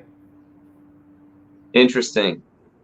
Yes. And we ran into a problem actually. So I conducted this tincture of durian, dried durian, and then the tincture had crystals of sugar in it. So I didn't, filter it properly. I didn't freeze it, filter it properly, didn't process it properly, and I use it in a composition. And then what happened is that people received their fragrance, and in some of the countries where the climate is cold, the juice started to crystallize. Some of this sugar molecules start to crystallize in the bottle and block the sprayers. So it was a big headache for us. So we sent out some sprayers, and then that was actually a very, very famous composition. Maybe because of the presentation, I made a special. I made the actual sandalwood cap, the cap made of actual sandalwood, and then it was in the wooden box, just looked like a chunk of wood from a thick wood. And it sold out within minutes, and many people purchased it, but we didn't have enough bottles. The website had an error. And then I created second batch just to, please the people who purchased it but couldn't get it. So I created the second batch and sent it for these people, who missed out, who placed the order but couldn't get the bottle. So it was very, very popular, very well received fragrance with the durian note at the top. Quite challenging, but very good. That's something else that, while doing research on your past, collections, before I really started to pay attention, I noticed that you do not cheap out on packaging or bottles or you could probably save a lot of money on that if you went cheaper, but it really means something to you to make the presentation as beautiful as possible. Yeah, this is extremely important. And I think quoted before and would love to quote Coty, I think the one who said it. The perfume is as much looked at as it is, worn and used. So I would say even perfume is more looked at than it's used. Most of the time it's sitting on your shelves, right? And you're looking at it and you're using it maybe once a week or once a month or what. So the packaging is extremely important. And then again, just recently I learned that actually our brain produces some molecules makes us happy when we discover something new and when we see something new and when we see something beautiful. So to me, it's so boring to have a same bottle or the cheap bottle or the regular bottle or collection after collection you have the same bottle. To me, it's just like not acceptable. Yes, I will use same bottles from time to time, but I try to do my best, not only in the composition, in the way I source ingredients, I test ingredients in the lab, I distill my own ingredients, but also in the way I design my packaging and the whole, concept, the whole package. So, starting from the logo, my Arich logo, this logo I draw by myself. Beautiful. Back in the before I started the brand, I draw this logo and I was like, wow, this look okay, not bad. So let me have this logo as a face of our brand. And then every single collection, apart from creating new fragrance and having this amazing excitement, I always focus on design of the box, design of the bottle, label, sticker. If you notice, we do many caps and even big niche brands, you have them releasing hundreds of fragrances and you see they are the same. And to me, probably it is extremely boring. So I try to do my best always, to a lot of effort into the packaging, into the bottle box. And you cannot imagine what's going on behind the scene. Because when people see something released like a month or a year ago, I was working on it very hard. So now I'm working very hard on some of the future bottles, some of the future presentation, and discussing every single day with this company, with that company, changing this, changing that. It's like months and months and months and months of talking, trials, ordering samples, wasting money, paying here, paying there, receiving sample, not liking it enough, throwing it away, starting all over again. It's so much work, but I truly love this part of my job. So that's why I never regret, and I'm very happy. That's great to hear. Yeah. Well, I mean, I was just showing the bottle. I mean, look, there's a precious stone on top of the cap of these. I mean, each one of these little details costs money.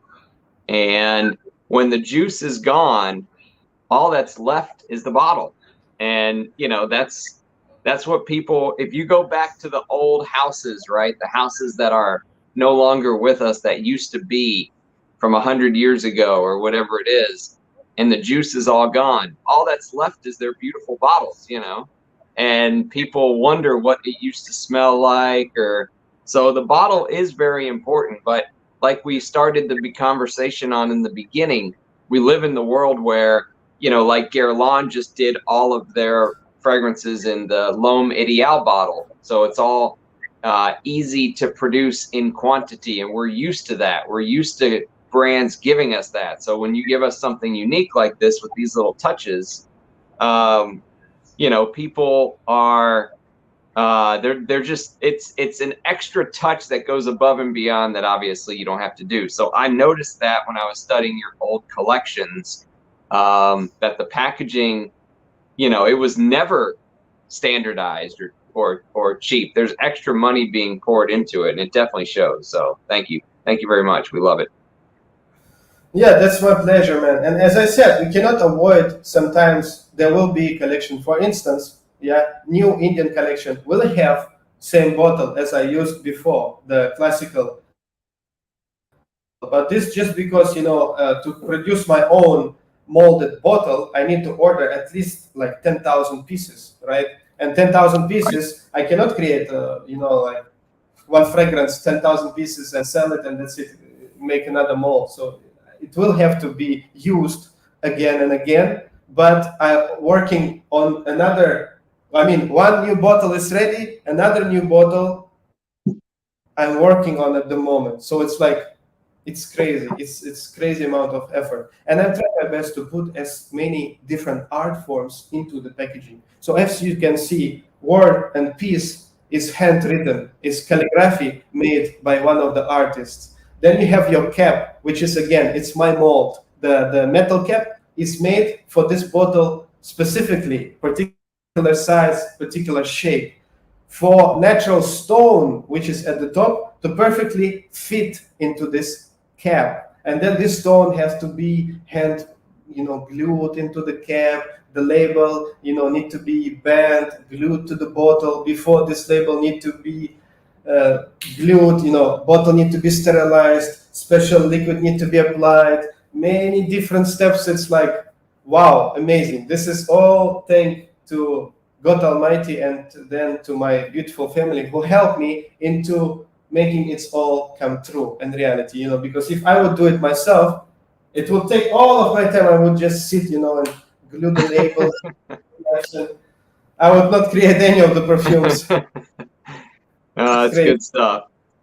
No, I thought it was important to mention. It was something I noticed as I was going back through the collection. All right, let's try to catch up on some of these comments, and then we'll go back. And this guy Eddie says he's got a partial of Santal Galore. The presentation is wonderful.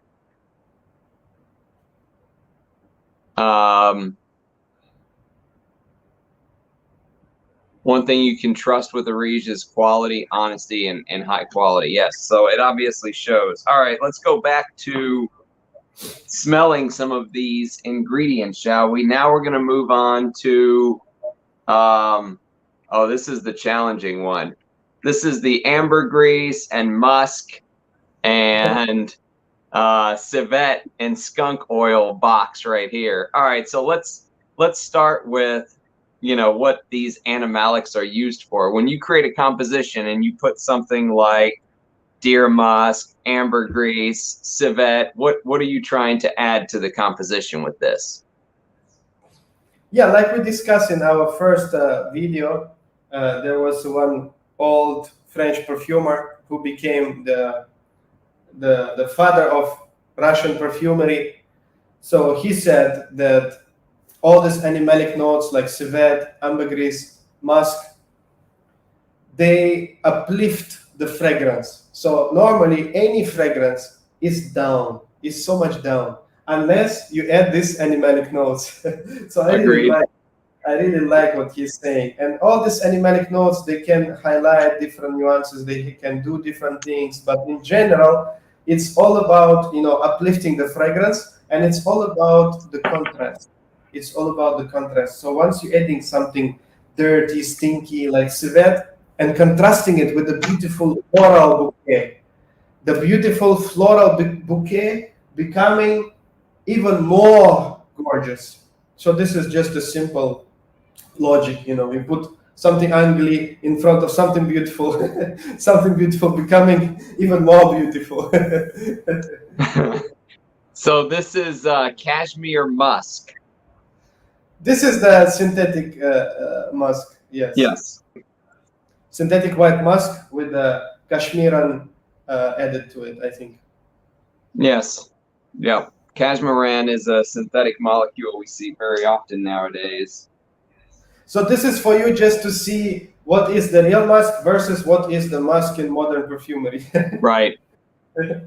So this is the synthetic deer musk. So the difference between the synthetic deer musk and the cashmere musk is that the cashmere musk has the cashmeran added, right? Yes, but the cashmere musk is a white, soft, powdery type of musk with the cashmere added. So it represents the very clean, powdery musk nuance in a synthetic form. But synthetic deer musk, on the other hand, represents the deer musk. It means it copies the aroma of this dirty, filthy, bloody deer musk, but in a lab. It's a synthetic version of the actual deer musk, how it smells like. It's more sharp, more plasticky, but it does have this, pissy, bloody, chocolatey nuances. Mm-hmm. Yeah, I'm just putting the blotter in the synthetic deer musk now. So to my absolute surprise and to my disappointment, synthetic like this dirty deer musk, has been used in French perfumery since like hundreds and hundreds years. So maybe forever. 120s or 30s, they already been using synthetic musk. So any composition mentioned musk, I used to think like, wow, it's deer musk. It must be deer musk, the real deer musk. And then I was buying all this French classics, French perfumes, legendary perfumes, which smell obviously amazing, most of them. But I was looking for this authentic deer musk, and I couldn't find it. I couldn't find it, unfortunately. How about vintage deer musk tincture? Now here, if you look on the bottom, you can actually see, right? I've got to mix it up. This is the real deal, right? Yes. So which one is it? Is it vintage or Yes, Siberian? vintage. Yeah, so it's here. That's the bottle where it's coming from. The sediment just settles on the bottom, huh? So you have a small part of me with you there. There you go. We're linked by scent. Yes. I'm that's, trying to mix this in, and then I was gonna dip it, but I can show you how to mix it. This is my daily routine. Mix it like this. Just shake it every day. That's the way it is for 6 months or more. all right, let me dip the blotter in. So this is actual deer musk. Yes, this is a vintage deer musk, meaning it's probably of Indian origin, very old, because back in the day, mostly Indian, they supply musk. And then it's been aged for like 20, 30 years, maybe more. The pods itself. So then they completely dried. And all this bloody, leathery smell went away. So all you're left with is amazing, fluffy, powdery, chocolatey type of aroma. Very, very nice. It is powdery and chocolatey. It's very But yeah, a bit leathery still. it's very complex. The smell of deer musk is a very complex aroma. Yes. And to me personally, I had this, I don't remember where, on base notes or elsewhere, I read, I think in Arichtred, I read that people discussing animalic ingredients, and then they say ambergris is the best of animalic ingredients. To me personally, deer musk is the absolute best of perfume ingredients. Yeah, it's very it's like you're getting a part of the animal. Like you can almost feel the fur from the deer. It's that furry, almost like you're smelling what the animal ate. You're smelling parts of the animal. You're like you're there with the deer that they got this musk from. It's beautiful. Yes, all the environment is surrounding the deer, all this wonderful forest, all these places, you can definitely see the connection. Yeah, musk is not only about, dirty, bloody type of smell. It's much, much more. And I made a video about deer musk, and there in details I described, some, secrets of the trade, the way it works, and how it smells and how it makes me feel. So for me personally, inhaling the musk is unequal to any other ingredient, even agarwood. Agarwood is coming close, but not 100%. So when I'm inhaling musk, I feel that aroma goes very, very deep into my brain, and it's touching some of the very, very deep brain cells and creating this amazing type of pleasure that I not experience with any other ingredients. So that's why, to me personally, the musk is the most, therapeutic, the most beautiful, the most complex, the most impactful aroma. Yes, beautiful story. Thank you for sharing. Now everyone's going to be taken aback by this. This is USA skunk oil.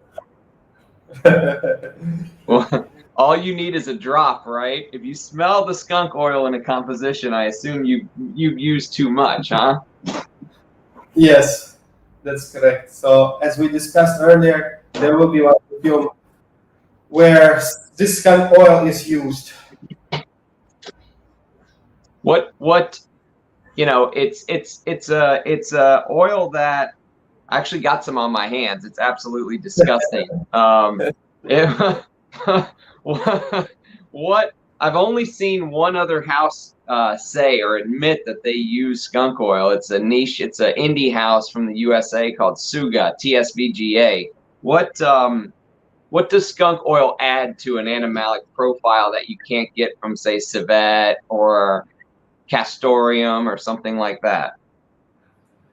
It's just something new. It's something new. It's something exciting, and it's all about the contrast, and it's all about the finding the match. Yeah. For example, some people love to use castoreum to contrast with particular floral notes. Some love to use civet to contrast with the other type of floral notes. So for me, there was an amazing flower, very new to me, that I discovered that is animalic in its nature already, and I wanted to contrast it with something extra. I contrasted with civet already, and then I wanted to add another like dimension. And I realized, like, wow, this aroma of this particular flower matches perfectly the scent of skunk, because it's kind of already have nuance of this skunky type of smell. So then I contrasted this flower with this skunk oil. Plus, we discussed the hemp flower. Hemp flower, some of the varieties of hemp flower have skunky nuances as well. So the perfect contrast for the hemp flower gonna be skunk oil. Wow, it's very sweet. It has like this sweet, but almost extremely off-putting, you know? Exactly. That's how it's different from civet, for instance. Civet, not as sweet. Yeah. Civet, yes, is buttery, is, very, very, I call it fecalicious. It's fecalicious to me. It's a bad smell, but it's delicious. I would love to wear civet pure even, if I would not offend people. So I love smell of civet. But yes, the skunk oil, I do not like on its own. Yeah. But it definitely has this amazing sweetness and this skunky nuance that is a perfect contrast for some of the floral notes that have the similar nuance. Very interesting. All right, now Rachel's favorite, white ambergris tincture. Yes. The high concentration tinctures. Wow, look at that. Yes. Beautiful. So what you make up of the ambergris tincture? Oh, let me dip my blotter in. This is the first time I've dipped a blotter in the ambergris. Let's see.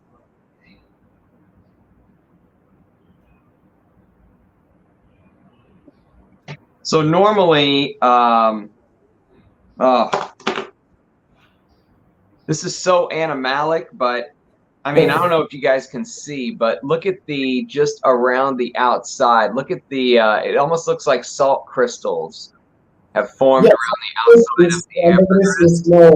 Is known to crystallize. It tries to escape whatever bottle it's trapped in. It's trying to yes. Oh, it's insane. Yes.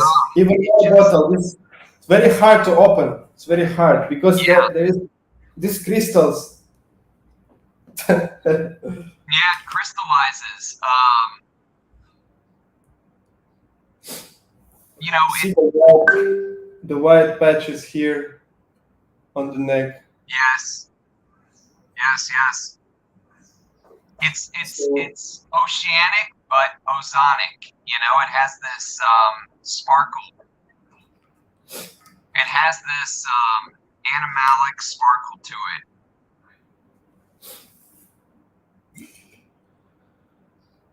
It's a very introspective smell. Every day I have to shake it. Yeah, surprisingly, this is white ambergris, but it has this very heavy animalic nuance to it, right? Yes. but not as much as you would think, right?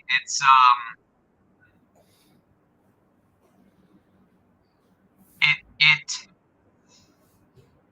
yes, it's animalic, but there's also something really, I would say, calming and beautiful about it, you know?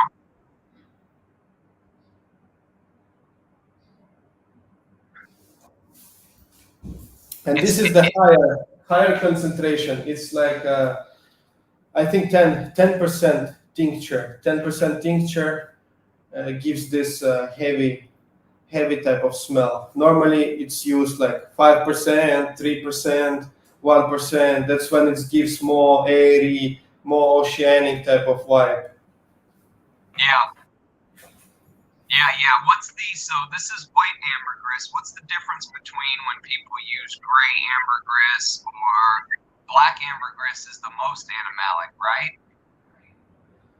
Yeah, normally I would say that black ambergris is always dirty smelling.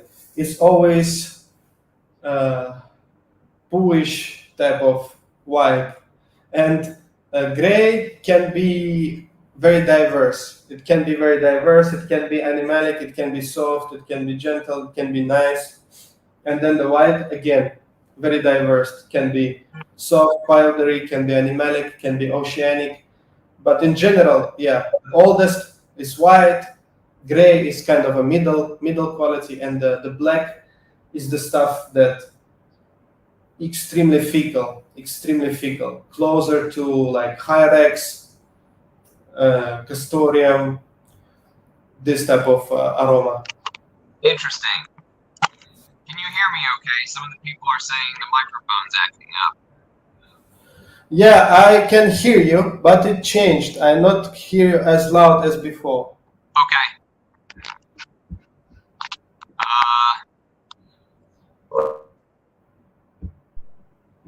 All right. I'll try to talk close to the mic. Let's do civet tincture. Your favorite? Yes, one of my favorite. How do you like it? Oh, I do love civet. What do you make of civet like this in tincture form? I love it. I absolutely love it. But I feel that tincture cannot capture all the nuances of the paste aroma, because the paste on its own is much richer. It's much richer. It has this buttery aroma. It has sweet nuances, and it have these layers and layers of this animalic kind of flavor. Whereas the tincture captures only some of that. So recently, I distilled civet paste along with sandalwood in the rose water. So I created this amazing attar, and the civet note in this attar was truly outstanding, because this is the civet paste distilled, meaning the most volatile, the most incredibly light and punchy molecules came out into the oil. So this is the another level of civet extraction for me personally. So I do love civet tincture, and I use it in the composition, but the distilled civet is something else. I'm planning on conducting distillation of civet, pure civet, but I mean, I need to prepare the area. I need to prepare my family for it. I need to do many arrangements before that's gonna happen. And obviously order civet, because it's also not easy. Last time I ordered civet, only 1 kilo reached me. Another kilo was destroyed by the custom. Oh no, that's a Yes. shame. I can imagine. And 1 kilo arrived, also opened by the custom. And I also was like, I took the picture, I posted on my Instagram. There was like this tape inspected by the custom. And I said, just imagine this custom officer that open the civet and look into it and smell it and just think. I just could not even imagine what he think. Like, what is that? What they gonna do with that? What is gonna be, and what's that smell? It's just horrible. So That was the horrible. shock of his day. the second kilo, it's been destroyed completely. Wow. And then synthetic civet. I've come to find that I actually don't hate synthetic civet. It's come to grow on me. You know what I mean? Yes. To me personally, synthetic civet is the closest musk that they can synthetically create. It is the closest to the original. Like To the the deer real thing. Yes. yeah, the deer musk synthetic, it's kind of similar, but it's very different. But the synthetic civet is, I would say, I don't know, like maybe 50% they get it right. And there are also many different types of synthetic civet. And the one you got is also a dilution, meaning it's not a pure form. It's like 10% maybe in alcohol. So it's already uh, a bit closer to the tincture that you have as well. The purest form of synthetic civet, very unpleasant, very intense. Yes. Very intense. I could see that for sure. Anything else on the animalic notes before we move on to the base notes, the tobacco, the labdanum, the hay, stuff like that? Yeah, I would say animalic notes are the foundation, also one of the foundations of the true perfumery. And I do believe that animalic notes bring composition up and uplift composition in general. Obviously, not every composition need animalic notes, but you know they can do amazing things like ambergris, making composition very 3D, very incredibly, rich and three-dimensional. The deer musk brings this amazing pleasure to me personally. Civet can bring this very sexual appeal, very amazing animalic quality. And then you have also Castoreum, Hyrax. So I would say, in summary, that animalic notes is the main feature that is missing from modern perfumery almost completely. And Yep. this is one of the main reasons why I cannot. I mean, there are masterpieces and amazing perfumes, as we spoke, earlier privately, that composed with simple ingredients, without any mask, without any oud, without any, ambergris, and they still touch your heart, touch your soul in an amazing way, and still satisfy you. But I would say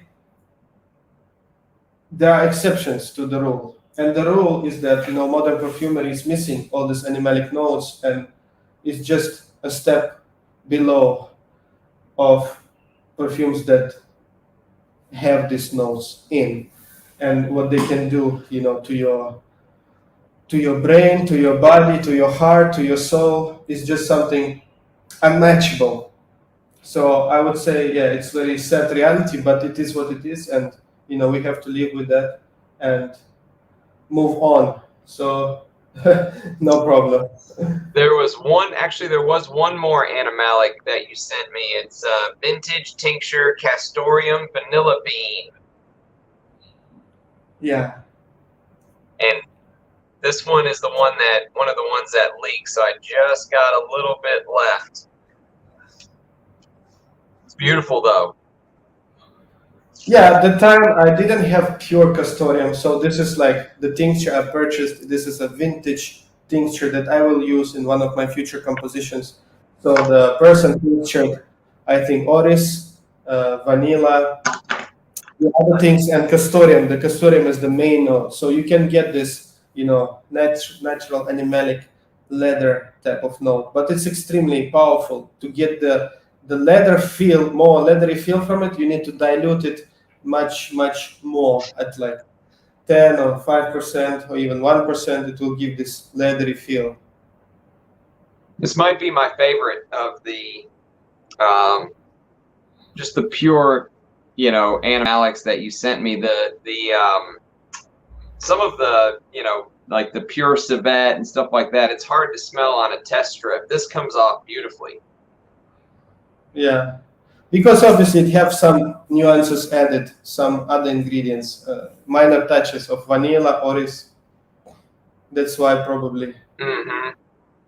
Yeah, and I love castoreum. That leatheriness really does it for me. All right, let's move to the base notes. So the base notes, let's start with the most famous base note of all, which is benzoin. Yeah. Benzoin almost smells like a base of a perfume in and of itself. It's so beautiful. How would you describe benzoin?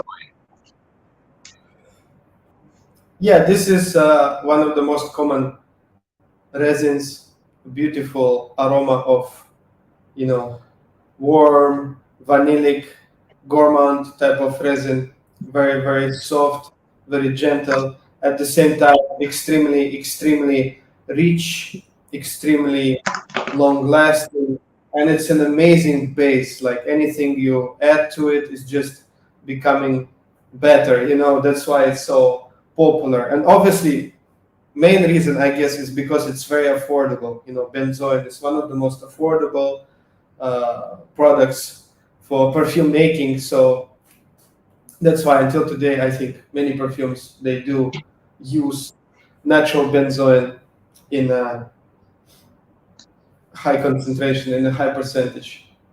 Yes, absolutely. And it is beautiful on its own. I mean, and you can smell this in, this is one ingredient that's very easy to pick out in other, just compositions that you own in your collection. If you have a lot of winter-like fragrances with heavy bases, you'll be reminded of the smell of benzoin. Yeah, any Shipra, any Oriental probably have benzoin as one of the ingredients. Any amber fragrance is the base of most of the amber, warm, Oriental, rich, spicy, gourmand type of accords. Yep. It's beautiful. Okay, now the other one that leaked is the vanilla absolute. How would you describe this? This reminds me of when I was a kid and my mom was, cooking in the kitchen and she would take the vanilla and put it on a measuring spoon and pour it in there. How would you describe the absolute? Yeah, extremely different from vanilla in modern fragrances because it is vanillin and it is sickly sweet and candy-like. Here it's the smell of raw vanilla beans. It's like very, very different. It's tobacco-like. It's very slightly sweet. It's earthy, slightly even floral. Maybe you can feel how the floral notes can perfectly match this wonderful aroma. Yep, totally agree. But at the same time, it's very difficult ingredient because it's very expensive and it's not giving much of the sweetness. So that's why when people they want to add sweetness, if they're gonna use this, they might not achieve what they're looking for, and the price of the composition will go up so much. So it's like a very, very tricky ingredient, vanilla absolute. Yes, I can Very totally tricky. see that. I could see I think, modern noses struggling with vanilla absolute because they're expecting vanilla to be sweet and, you know, um, and this just isn't that. But I much prefer the way this smells over the modern vanilla that's used in compositions,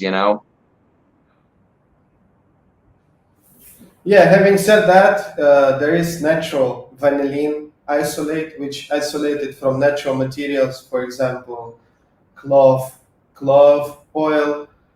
Vanillin can be isolated from it, and it can be used in a fragrance in order to add actual sweetness. If you need the sweetness, if you want, to make a uh, nice amber accord, for example, with labdanum, benzoin, and vanilla.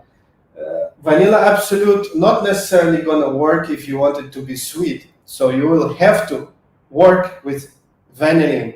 Obviously, as I said, there is natural vanillin, there is synthetic vanillin, and it can do the job if people need to add the sweetness. Whereas vanilla absolute not necessarily will do this job, but it is extremely expensive at the same time. So it's doing Yes. another job. Yes, that's right. And one of my favorite ingredients, tobacco absolute. This is a very complex smell. How would you describe the tobacco absolute? Yeah, many different varieties of tobacco is available with different nuances. Generally speaking, yeah, it's very, earthy, slightly sweet, balsamic smell of tobacco leaves, or if people can imagine how cigars smell, how raw pipe tobacco smell. So this is this type of smell. But again, it can be different according to the origin, according to the extraction method. It can have some plumbing nuances. It can be very dry. It can be a bit more wet type of smelling. So there are many different types of tobacco to play with. What is important to note, though, is that only tobacco purified from nicotine should be used in the perfumery, because tobacco is one of those ingredients that capture the harmful molecule from the material, which is the nicotine. And nicotine is one of the few molecules that can be absorbed by the application, skin application. So if you apply tobacco absolute very rich in nicotine on skin, it can be extremely harmful. It can be extremely harmful.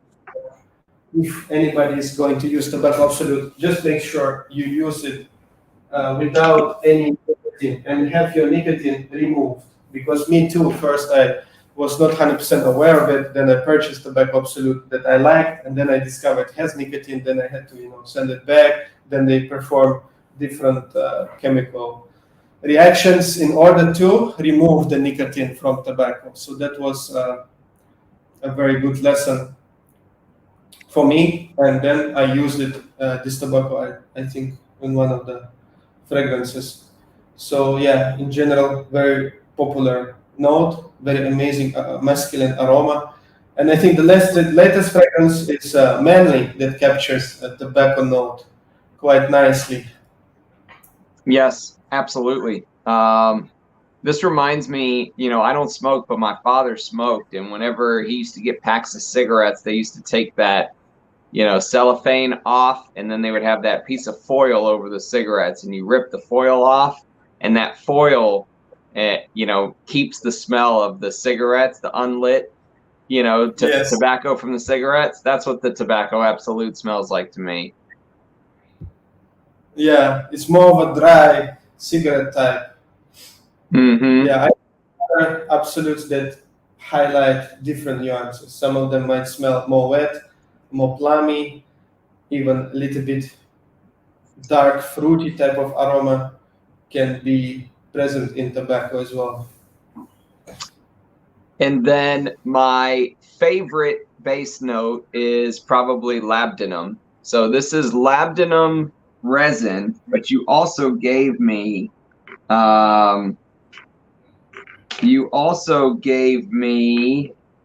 let's see, labdanum absolute. So same thing as what you were talking about earlier. The absolute is broken down using what did you say it was broken down with? Yeah, until today, actually, I myself have never been able to get a very clear definition. What is the difference between absolute and resinoid? So what you have there is labdanum resinoid, and the absolute. Yeah, so resinoid is the dark one, and the absolute is golden color, honey-like. Yes. So the general idea that I have is that resinoid is just less purified absolute, maybe. So that's why its aroma is even more heavy than absolute. It's more dense, it's more dark, it's more base note heavy, is more long lasting, is more rich, whereas the absolute is kind of a next step, a bit more purified version, golden color, honey-like type of smell, very sweet, a bit more vanilla, but still a base note, So that's my idea of the difference of resinoid and absolute. This But is so until today, I don't know. this is so beautiful, though. I mean, this could be a perfume in and of itself. Labdanum is so complex. They used to use it to certain types of labdanum were used to actually cover up like wounds during battle in the old days, even. Oh, really? Because it's so, they would use this labdanum to put into a cut, and it would help the body heal. There's some interesting stories on labdanum, how in the old days they would let the goats graze on the plants, and then they had a special brush they would brush the goat's goatee with and collect the labdanum that way, because collecting labdanum from the plants themselves is very hard. Yes. I love the smell, though. It's one of my favorite base notes. I'm just gonna write the name on the blotter. That was the absolute. So which one you prefer? The honey-like, the light color, or the darker one? Let me put the darker one on a blotter. My gut tells me the darker one. So the darker one is so, I mean, it's almost like, I showed this on the video when I was opening it, but look how sticky. I mean, you can see the threads, like, it's so sticky.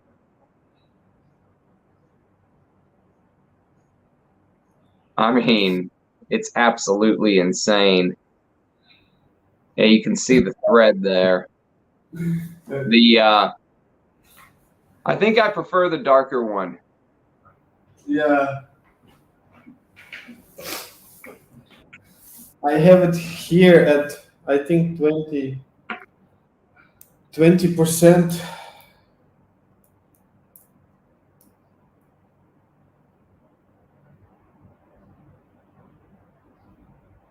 But the absolute is still beautiful. I mean,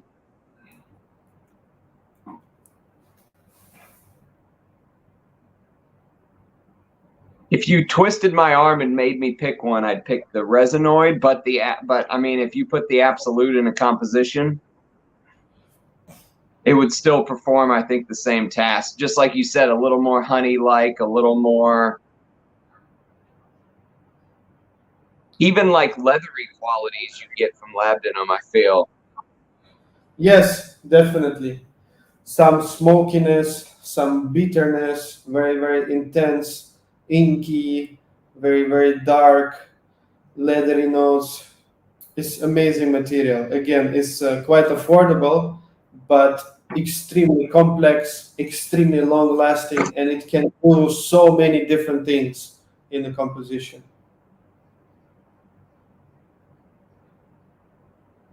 Beautiful. All right, next on the base notes, we have hay absolute, which shocked me how close hay smells to tobacco absolute. What do you think? What do you get from hay absolute?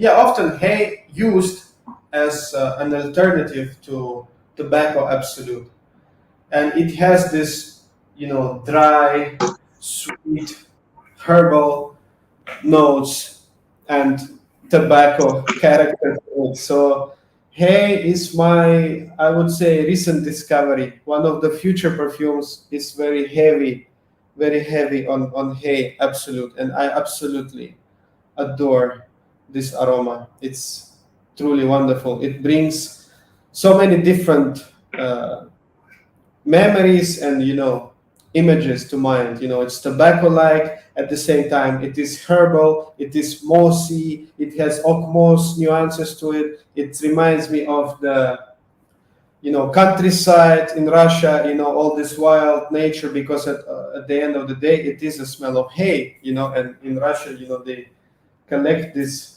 hay, and it just smells so incredible when the wind passing by, and then you get the whiffs of this hay. It's like hard to describe, but it's there. It's in the air. It's always present, and this material remind me of all these things. Is really remarkable material. Yes, it'll remind you of like you know, autumn, fall time, right before winter, you know, that the seasons are changing. Um, if you celebrate Halloween, if you've ever been on like a, you know, at a haunted house and they put you on a tractor and there's a hay barrel behind you, you know, just all of those memories, pumpkins, and but it is a little tobacco like. It has a little bit of that vibe. There's a hay note in Chergui. I don't know if you've ever smelled Chergui by Serge Lutens. There's a beautiful hay note in Chergui. So yes, I mean there are some compositions that have hay. Even Ducito has a composition. I can't think of the name. That has a hay like autumn smell. You know, golden dry grass like smell. It's absolutely beautiful. And then the one that really took me by surprise, Oak Moss Absolute. This, you know, you smell the old 80s perfumes, heavy oak moss and stuff like that. The oak moss I know. This is a little different. Take us through what oak moss smells like to you. Yeah, I mean, oak moss is something else, really. And people will tell you like it's okay. Oak moss now can be replaced with different type of ingredients, with different type of notes, natural, synthetics. But I would say no. Come on, man. It can never be replaced. And what oak moss does, I don't think any other ingredient can do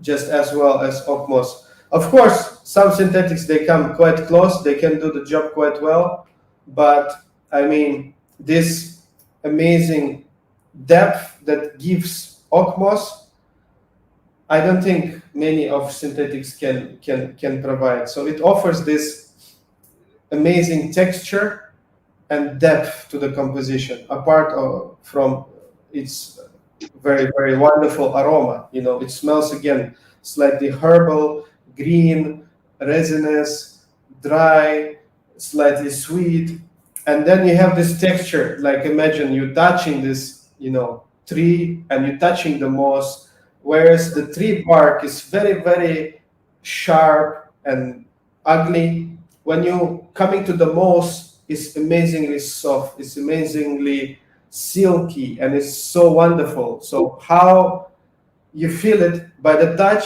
is almost the same as how your nose gonna take this ingredient in the composition. So it provides this amazing silky, smooth, very luxurious texture to the base of the fragrance. It's hard to describe. You know, you need to feel it. Just how you can describe how you touch the moss comparing to the bark of the tree. It's the same thing how you touch, you know, synthetic ingredient material trying to replicate the oak moss comparing to the real thing. So once you touch it, once you smell it, you're gonna know it provides amazing depth to the composition, amazing, you know, mossiness. Obviously, it's gonna take you to the deep forest, gonna take you to the very old trees, to this, you know, wet, mossy type of atmosphere that is always gives an impression of something mysterious, something very ancient, something very precious, something very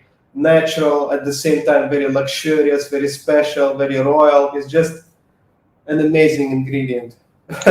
Yeah, you know what it reminds me of? It reminds me of like walking into a hollowed out old tree, and you're standing in the middle of it and it's just lined with oak moss, and there's that damp like you know, almost like you're underground, like you're in a hole in the ground, you know, like there's this like you said, there's this but texture but damp, you know, like damp underground, dark, but you can feel the texture of the oak moss. Gorgeous, beautiful. Like you're in a hole underground covered in moss, surrounded in moss, you know, like it's just encircling you. It's beautiful. Yeah, and if we get a bit technical, it's very interesting as well because moss, obviously oak moss, coming from oak wood, right, from the bark of the tree or whatever they collected from.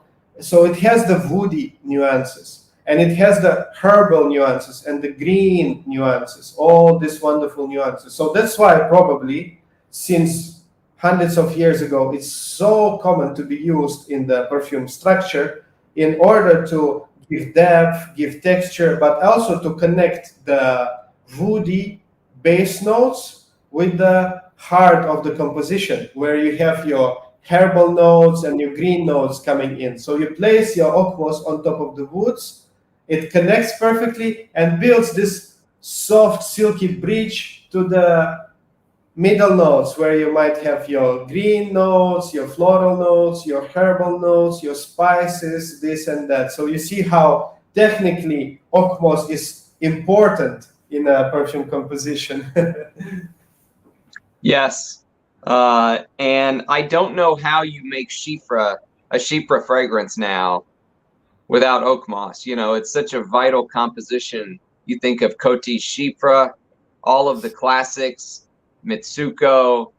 I mean, that mossy, mysterious part of a Chypre. How do you recreate it without this? I don't know. I don't know if you can. I don't know if it'll ever be the same. You know.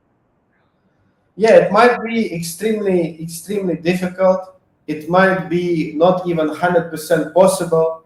And it just makes me think of, modern perfumes that I smell. And I'm like, yeah, it's nice. It's beautiful. But then 1 hour, 2 hour, 3 hour, and they disappear. They don't have the base. They don't have this heavy, damp, amazing base that makes you go wow for hours, for many, many, many hours.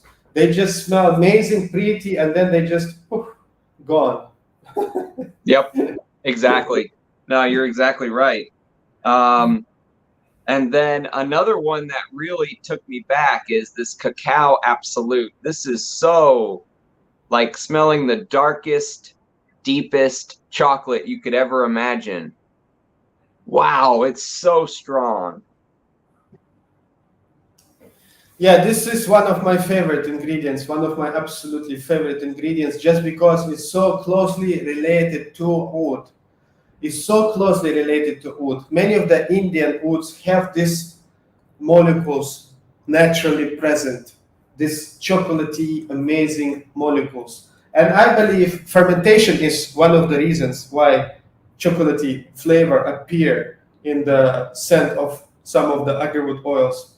And the reason is one of my experiments I done back in Thailand when we distilled local Thai plantation agarwood, but it's been fermented, it's been soaked for like 3 months or something. In particular way, particular water, particular materials for the soaking. And the smell it's like pure chocolate. I was so stunned and amazed. I was like, wow, normally this agar would smell like, fruity, flowery, but with 3 months of soaking, some would expect it to smell very bad, like smell of fermentation, fungus, barnyard, but it was none of that. It was just plain, pure, amazing chocolate smell. So I was like, wow, this is amazing. This was the chocobarai oud oil that was later on used in the Russian oud perfume. So this material is really one of my favorites. It blends so perfectly with agarwood. It blends so well with the floral notes. It's really one of those ultimate materials that can go well with everything. Yeah, it really took me back with how it's so deep, it just feels like you can just dive into a pool of just chocolate, it's deeper and richer than you could ever imagine in this format. Yeah, and it's very far from this, fake candy, fake type of chocolate that we have, that is sweetened, that is, very sickly, disgusting. But this is like, yes, it is sweet, but its depth, its complexity is just mind blowing.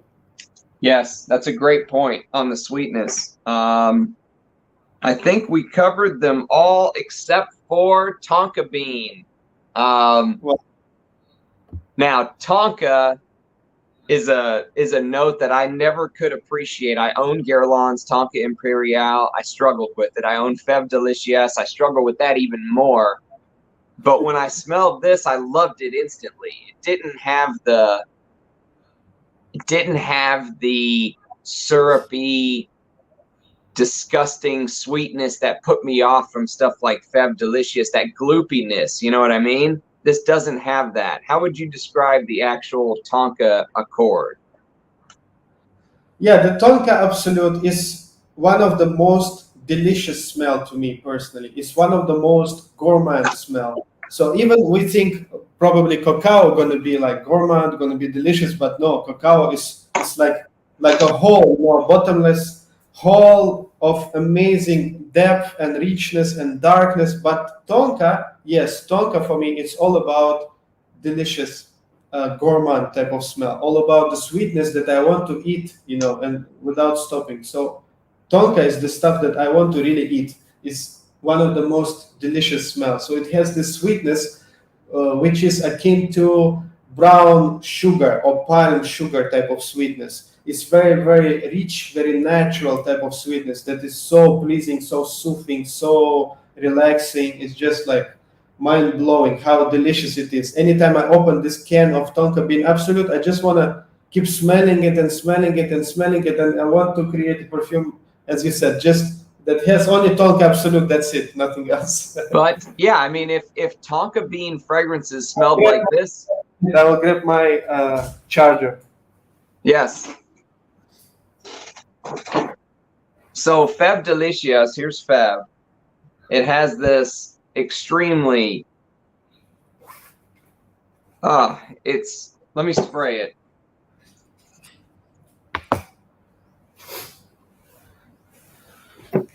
Obviously, modern fragrances, it's all about coumarin, the synthetically derived, synthetically made alternative to tonka bean, which is all about the sweetness that is not very rich, yummy, and delicious. The sweetness that is just, flat, plasticky, and quite boring, Yes, unfortunately.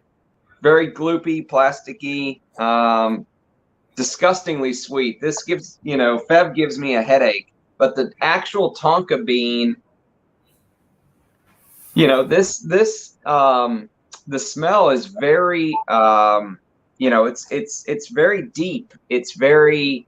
It's not just disgustingly sweet. There's more. There's more going on behind the scenes. There's layers to it. There's almost a hint of tobacco, but then it goes in a different direction. Yes. That's why it's always, almost always used with tobacco. When there's tobacco, there will be tonka as well, because often tobacco is taken by people as like too dry and not sweet. It needs to be sweetened with something like vanilla or tonka. It goes extremely well. Yep, that makes sense. Anything else on the base notes before we go to your favorite category, oud? Yeah, that's the best base note, oud. Let's go. All right, let's knock out sandalwood first, and then we'll save oud for last. So I actually put this on my skin. You have an interesting story. You left it in the comments. This is called Santal Mindy 1906. Why don't you share the story with the viewers? Yeah, this is basically the most aged sandalwood that you can find that is still authentic and available. So I shared the pictures of these vials. I had two original vials. The Santal is the pills made in the United States, baked in 1906, I think. So these pills were advertised as, pills for digestion, for taking inside. So this glass vial, which says Santal Midi, contains like 30 or 50 of these peels. So I decanted oil from these peels, and obviously at that time only India produced sandalwood, and only Mysore state produced sandalwood in India at that time. This is basically the most authentic, the most aged Indian sandalwood that you can get, used as a medicine back in the day in the United States. How do you find it? Amazing. I wore it the other day on skin because I knew we were doing this video. It's so buttery and spongy. It's almost like you can just take the sandalwood and just like smush it down, you know, like it's flexible. But it's also so smooth and buttery and relaxing. It's such a relaxing note to me, honestly. I know I've said that before, but it just puts me in this very chill, relaxed mood when I smell sandalwood.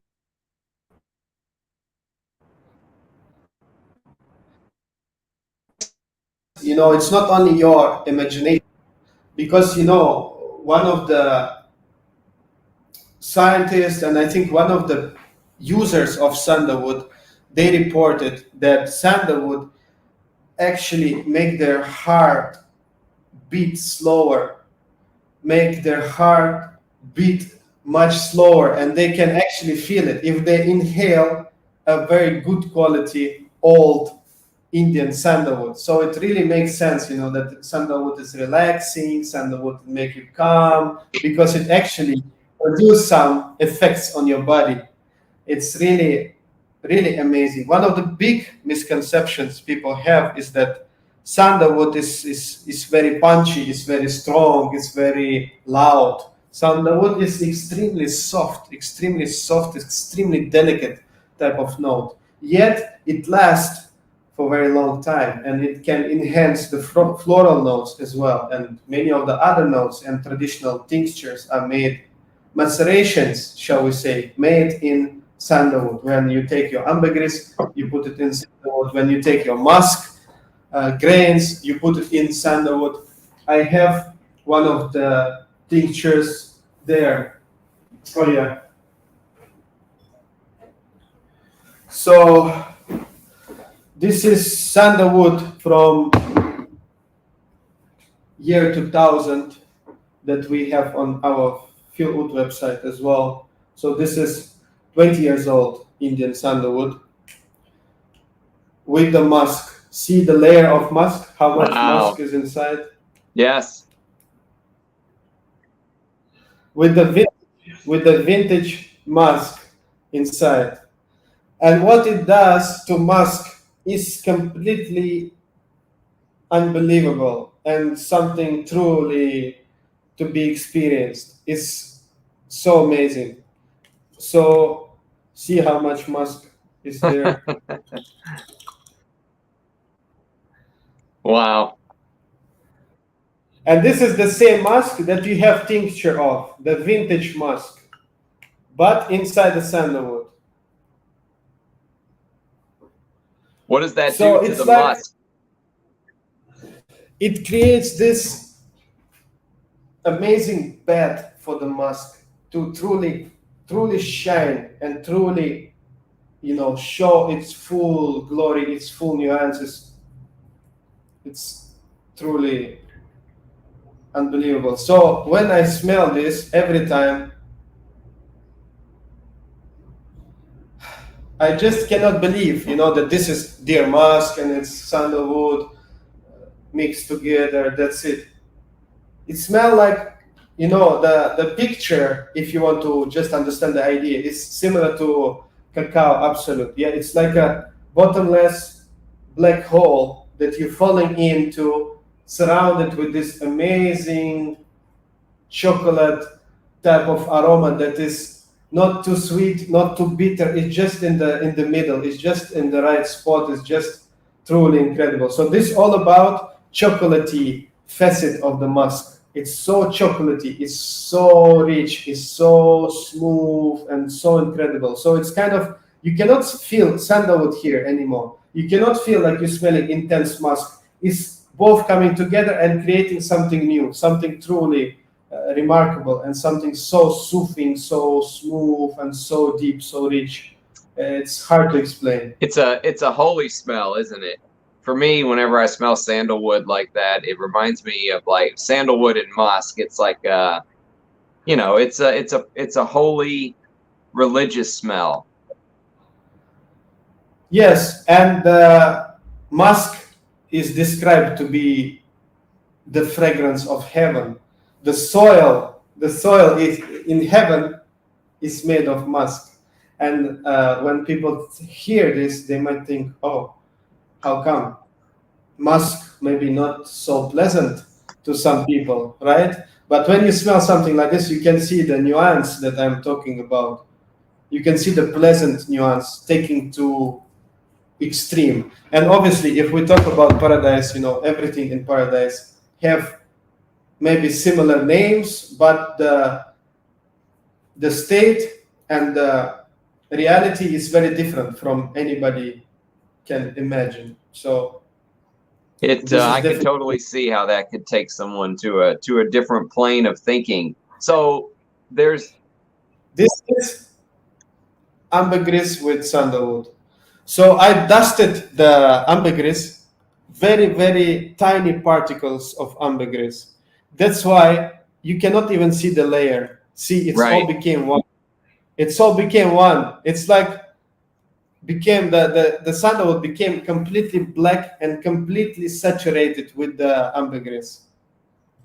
And again, Wow. it's the same ambergris tincture of which you have there with you. And again, it's hard to open. And the aroma here is like, wow. It's like so different from the tincture. It's like the sandalwood melted on this, bed of butteriness and sweetness, woodiness of sandalwood. And ambergris became, it's like it changed its mood.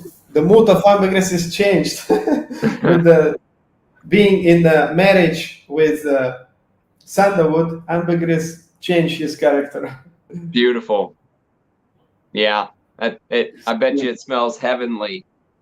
Let's Yeah, next talk time about send you this. yes, absolutely. Let's talk about Indian Santal. So when they say Santal, is that different from sandalwood?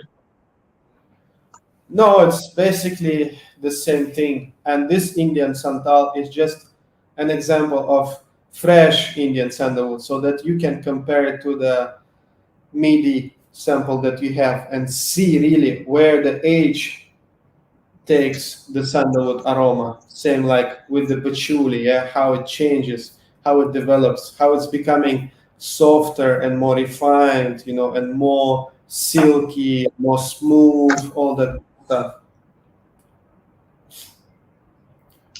Beautiful. Indian Santal. Let me just mark the blotter.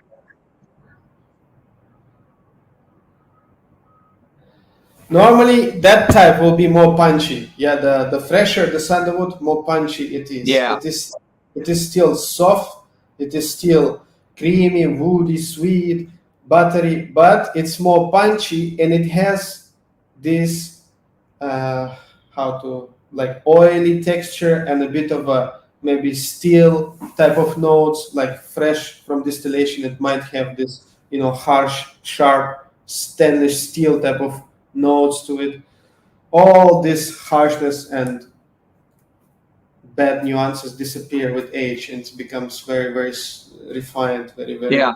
That's how you get the butteriness, the smoothness, the do you get floral facets from the Yes, absolutely. This yeah. is maybe some of the spicy molecules, some of the molecules like egonol, the molecules present in sandalwood, also present in rose, also present in jasmine, maybe in tiny, tiny numbers. So that's why, again, the genius of Indian traditional perfumery and attar making is to take, the right ingredients and combine them together to create something truly outstanding. Can't wait. Can't wait to smell that collection. How about Indonesian sandal? Yeah, this another big topic, big misconception. Normally, people say like, "Oh, Indonesian sandalwood is lower quality, is not as good." Is Yes, it is different. It has more of a greener notes, more of a pencil shaving type of notes, but it's mostly to do with the age of a tree, the way it's distilled, the way it's produced. So many of the Indian sandalwood nowadays also have this type of notes because it is distilled from younger sandalwood trees. Whereas very old trees, even taking from Indonesian forest, can yield amazing oil. It can be buttery, it can be very, very soft, smooth. It can have all this creaminess, almost like Mysore, old sandalwood from Mysore have. So, like with wood, it's all to do with the age, with the raw material, how mature is the tree, how mature is the sandalwood tree, and then obviously uh, the place where it grows matters. And Indonesian is known to be a bit more green, a bit more pencil shaving type of aroma, a bit lower quality, as they call. But it's not the case if you're talking high grade, very old trees, distilled artisanally. But this is more of a regular Indonesian sandalwood. So this is more of a green variety, more of a lower quality type of sandalwood. So you can clearly see the difference comparing it to Indian one. Now, you mentioned where the trees grow. I heard a story that when the government of India banned Mysore sandalwood from being harvested because they almost, harvested the trees to extinction, basically, people thought, oh, they would just take the trees and plant them somewhere else, and pretty soon we'd have Mysore sandalwood again. And they tried this experiment in a place called New Caledonia, and New Yeah, Caledonia sandalwood smells like something completely different. They are the Mysore sandalwood trees planted in a different environment, right? And what do we get here? yeah, exactly. New Caledonian is like a next big thing. It's quite expensive. It's sustainable, high quality distillation, this and that, and everything, and it's quite good. But as you said, it's very different.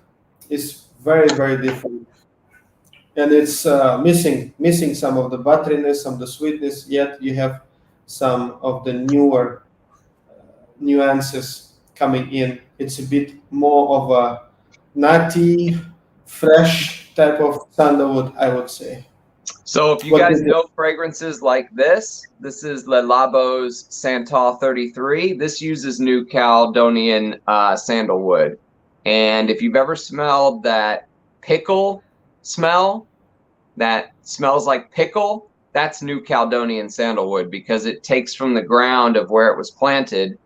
And what's funny is it's actually the same trees that people rave about in India, Mysore sandalwood. It's the same trees, but the environment that they've grown in has given it a completely different scent profile. That pickle-like smell in La Labo, that's New Caledonian sandalwood. I can clearly smell it here.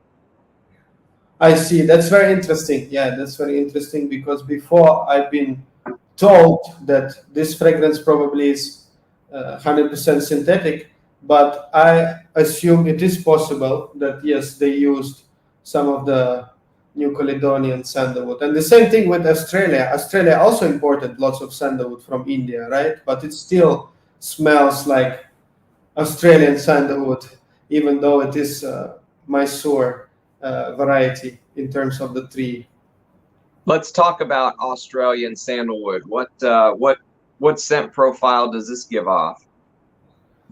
I would say closer to Indonesian and even more extreme in the sense of pencil shavings and the green fresh nuances. Yeah, just like you take Thai frost and see its sparkling green, citrusy oak notes. Similar thing with Australian sandalwood. You have this, greenness to it. You have this freshness to it. It's not too deep, it's not too buttery, it's not too sweet, not too creamy. Yes, it can have all these nuances, but at a lower degree. And then you have your green freshness at the top. What do you think?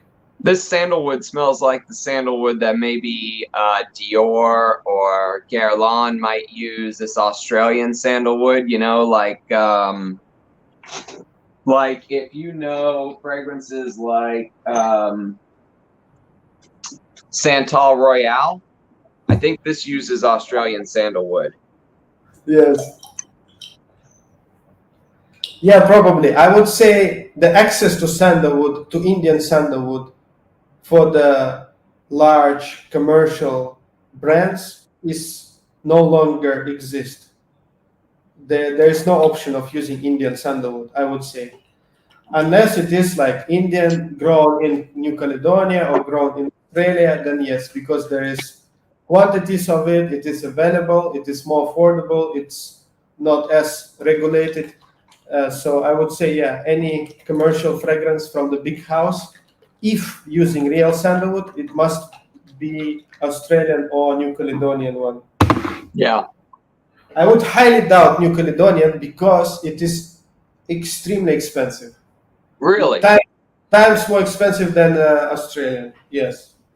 Okay. Because of the way they do it, it's very sustainable. It's very high grade in terms of the distillation apparatus and this and that. And maybe the scale is much smaller than in Australia. That's probably the reason. I'm not sure. Interesting. And how about Bengal sandalwood? Yeah, this is very unique variety, closer to Indian, but very different, extremely different. It's I would say the sweetest from all sandalwoods, and the most unusual, and the one that is more easily to be replicated by synthetic molecules, because I believe it's less complex, but it's more sweet, more punchy. But it's basically India, some regions of India that now separated and is called Bangladesh. So it's called Bengal sandalwood, and only few trees, few places available. It's extremely rare type. Interesting. Yeah, I'll have to come back and smell this later. Once it's had a chance to dry. Okay, let's go to I think there was one more. Santal 2000. So yeah, that's the one. That's the one.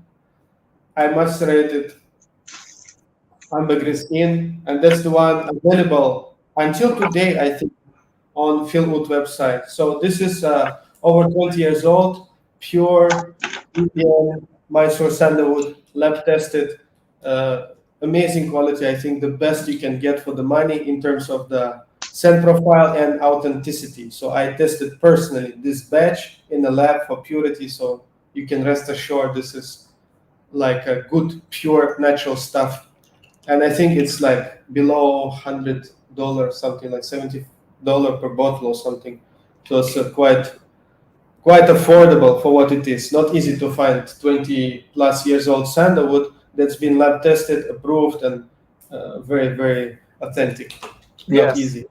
And I think the industry thought that, they would just be able to move these Mysore trees to another area. And once they realized that it's not the same, the price of some of these older real Mysore perfumes and compositions and, like you're talking Santal 2000, they've become more and more rare.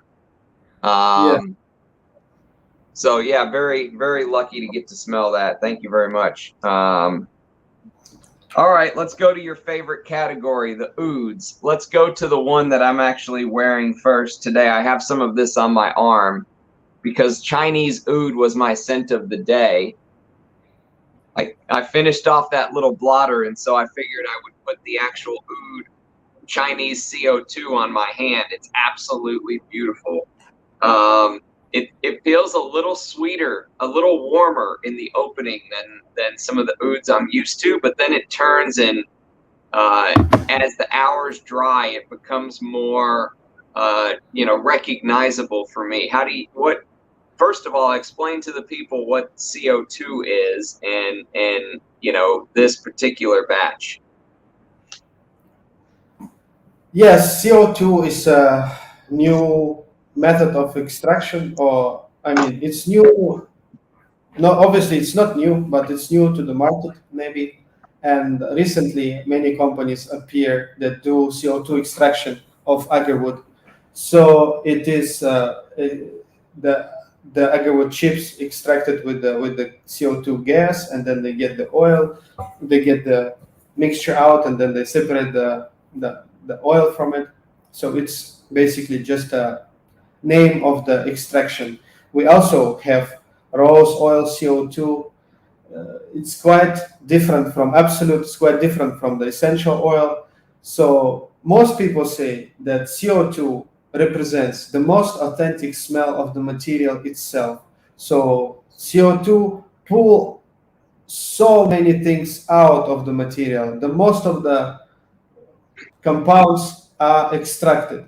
So then you end up with the like a gray mass, like a dirt type of yield that needs to be further purified in order to get this oil that you have. So this oil that you have is already purified CO2 extraction.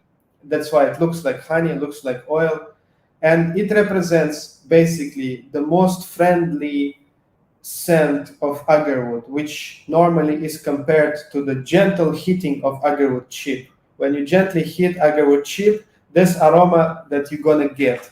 But this is not your wild, old, high quality agarwood. This is plantation agarwood, yet it gives all the same notes, just to a lesser degree and to a lesser complexity.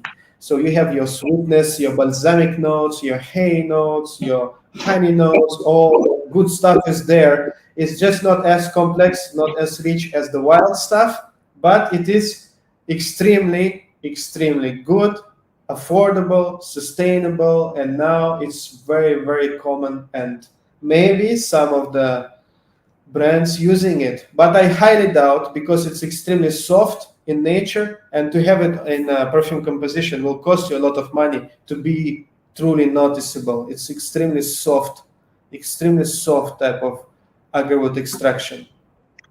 The wild agarwood is in the Chinese oud composition that you did, correct? Yeah, this is a more fermented type, more dirty, animalic civet-like type of oud, traditionally distilled. This one really grew on me from the first time I wore it till today. I wore it today, and I really, really loved it. I think I sent you a message telling you about it, but yeah, this one grew on me. It took me because the first time I wore it, I didn't pick up all the pieces like you said. It takes your nose sometimes a couple wearings, and wow, I can see why people made such a fuss over this Chinese oud composition now. The wild agarwood, beautiful. I have the CO2 here, and I have the Chinese oud here, and the CO2 Chinese oud is still, I mean, it's still beautiful. Like you said, plantation oud, but it's both compositions are amazing. But this one really grew on me, this Chinese oud. This is one I would buy a bottle of if it ever came up at a good price. Anything else on the CO2 before we move on to the next one? Yeah, that's all really. It's something still growing, and we will see how it goes after 5, 10, 20 years. Yeah, it was amazing hearing you talk about the plantation ouds and how much oud spiral. Yeah. It's amazing. All right, let's do classical Indian oud oil. I wore this a couple nights ago. This is one of the, when you think of the traditional classic ouds, this is what you think of, right? Yes, exactly. And this very oil is used in one of the perfumes of upcoming collection, along with other traditional Indian oud oils. Beautiful. I like this. I like the barnyard ouds. These are some of my favorites. This one's good. This is really good. For me Um, too, personally, barnyard aspect of oud is my absolute favorite. And I made a video about it, about the best oud oil in the world or something like this, where I speak about my personal favorite oud oils. And I found it, I just recently admitted to myself, that not always the most expensive, the most high grade stuff becoming your personal favorite. Sometimes you truly satisfied with something of a lower quality, but it just does something to you that you cannot describe, you cannot control, and you cannot say like, "Oh, this is low grade. I don't like it so much. I like this one. It's more expensive, more wild, more luxury, more kinam or whatnot." Sometimes lower grade stuff does to me something that I cannot really, comprehend and describe, and it's just amazing in my eyes. So that's why some of these barnyard oils, often of a lower quality, I mean, not always, but often, they do to me stuff that not some expensive oils can ever do. So this is really like amazing. And the CO2 Chinese oil that you smelled, I appreciate its clarity, its resinous nuances, sweet nuances, floral nuances, its cleanliness, but it does not do much to me on my inner level, if you will.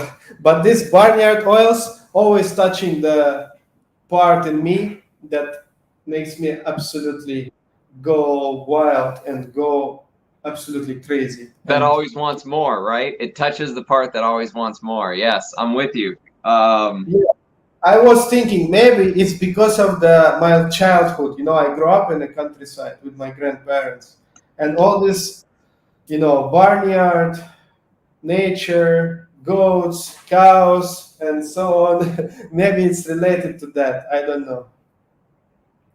I think so. Julio just remembered the name of the Dusita that had the hay note. It's Erewhon.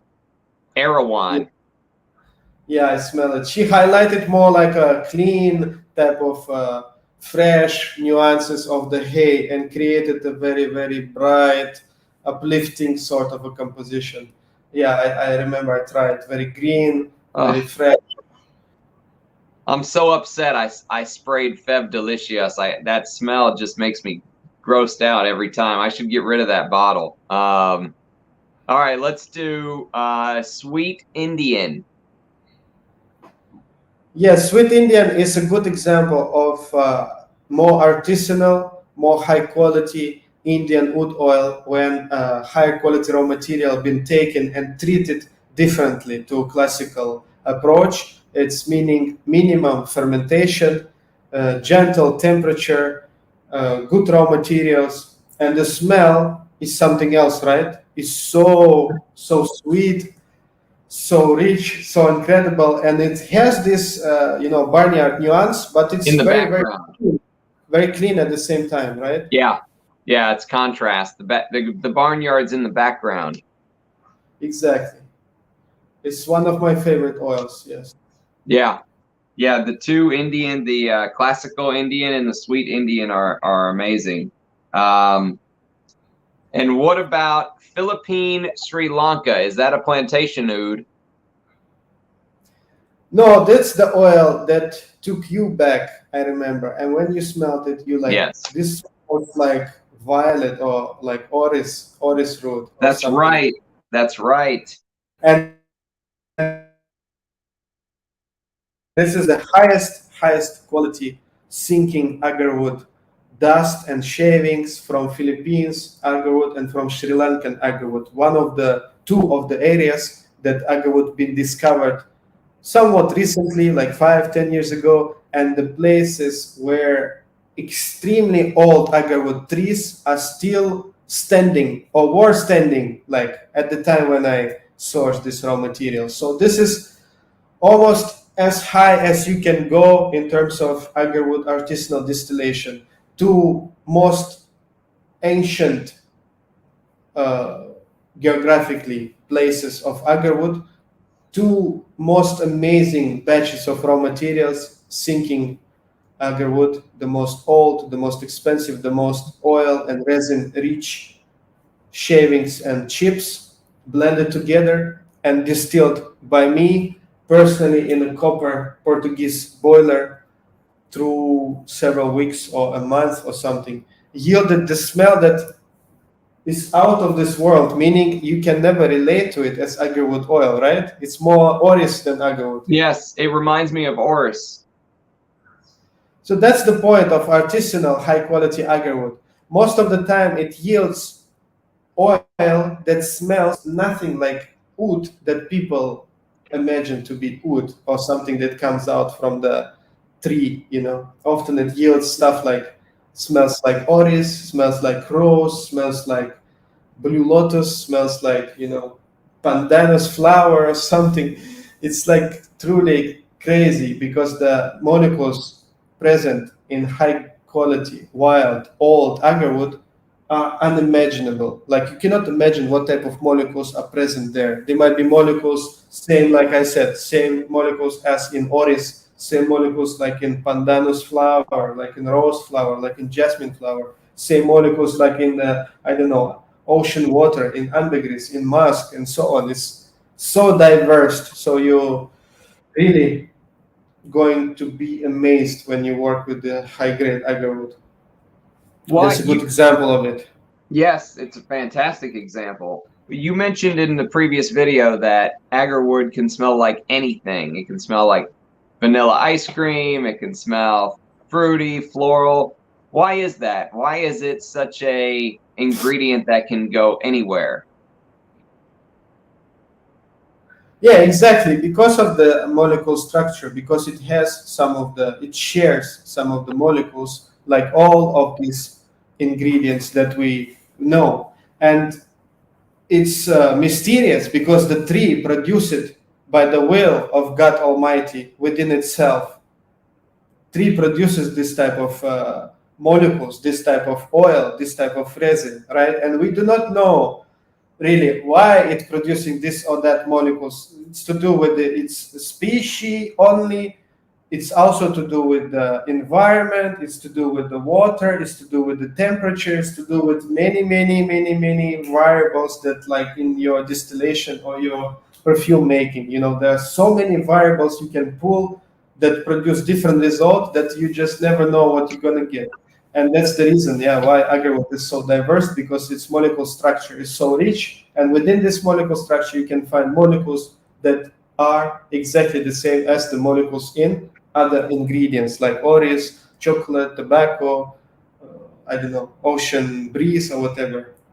I put a tiny drop, I don't know if you can see, a tiny drop of this Philippine Sri Lanka. This is one of the best things I've ever smelled in my life.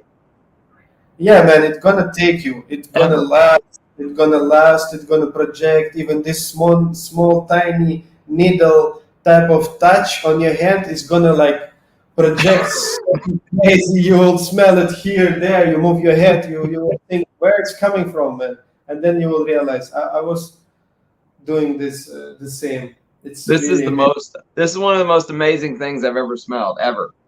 I could totally see why people can just fall into smelling real oud oil like this. Okay, let's talk Philippines. Yeah, this more classical approach to distillation, heavy, smoky, damp, rich, resinous, labdanum resinoid like extraction of Philippine agarwood, high quality wild Philippine agarwood. So it's not artisanal style, not this gentle heating when you release very volatile molecules so that you get this very complex, rich molecules that can smell like orris, can smell like this, like that. This is more typical extraction, more higher temperature, more harsher type of extraction, but it's also beautiful in its own way. Like the labdanum resinoid is very resinous, dark, rich, smoky. So it scratches another each, if you will. Yes. And how about Burma Sauvage? This one of the highly aged, wild Burmese agarwoods. It has a very soft, a suede type of feel to it. It's extremely, extremely close to the scent of raw agarwood of the highest quality. When you smell raw agarwood of the highest quality, you get this woody note that is out of this world. Like if you imagine, I don't know, from all the woods in the world, all of them smell just like wood. Yeah, smell like wood. Some sweeter, some less sweet, some dry, some wet, some maybe little spicy, some little bitter, some little green. But just imagine the most luxurious woody smell you can imagine. It has the nuances, countless nuances of spices, leather, again, sweetness, smokiness, this, that, and everything. And this perfectly balanced, and this all is like the smell of the most expensive, most old wild agarwood. So this oil represents the smell of the raw agarwood. It's truly remarkable. And for those who love agarwood, this is one of the best smells they can imagine. So this is the Burma Savage. I think already sold out on Philwood website. Wow, beautiful. And how about Cambodia? Cambodia is the second favorite of mine. Classical Cambodian wood oil. It's all about dark, resinous fruits, dry fruits. Masales, this type of honey, sweetness, tobacco type of notes is extremely Coffee. masculine, yeah, with the coffee nuances, with the chocolatey nuances, but liking the traditional Indian type of barnyard, liking the hay notes, the Indian barnyard type of notes, and introducing the amazing fruity bouquet, which is not your tutti frutti, sweet, disgusting stuff, but your dark, rich, dry fruits, amazing aroma. Yes, truly amazing. And then we've got Sweet Thai. This one of the most typical modern plantation Thailand agarwood oils with the tutti frutti sweetness and tutti frutti playful character, very soft, very gentle, very light, but it can smell like flowers sometimes. It can smell like, again, your apricot, your plums, your more greener plums, your pears, and all that good stuff, mango. So the most common, the most affordable agarwood oil on the market today. Okay. So that's Sweet Thai. And then we've got Indonesia Morocco. This one of the unique, damp, oak moss patchouli like type of wood oils. Beautiful. Very, very, very jungle like, very, very earthy, very wet, extremely also rich, deep, mysterious, like a night jungle after the rain type of smell. Beautiful. Yes, I love it. And then there's Sri Lankan oud distilled in rose water. This is one of your distillation techniques with the oud.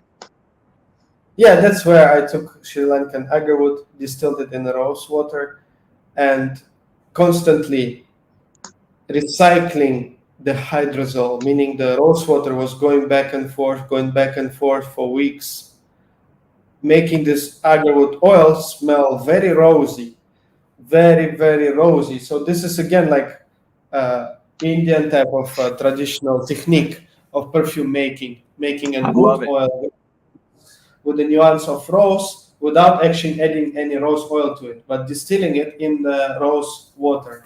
So this is amazing combination where the oud became so prominent. I was like not expecting this to happen because rose water, yeah, it smells strong, but the oud is also strong, and the rose water, redistilled, is not really giving away much oil. So I was not expecting the strong presence of rose, but at the end, boom, the rose is so intense there. It's beautiful. So amazing.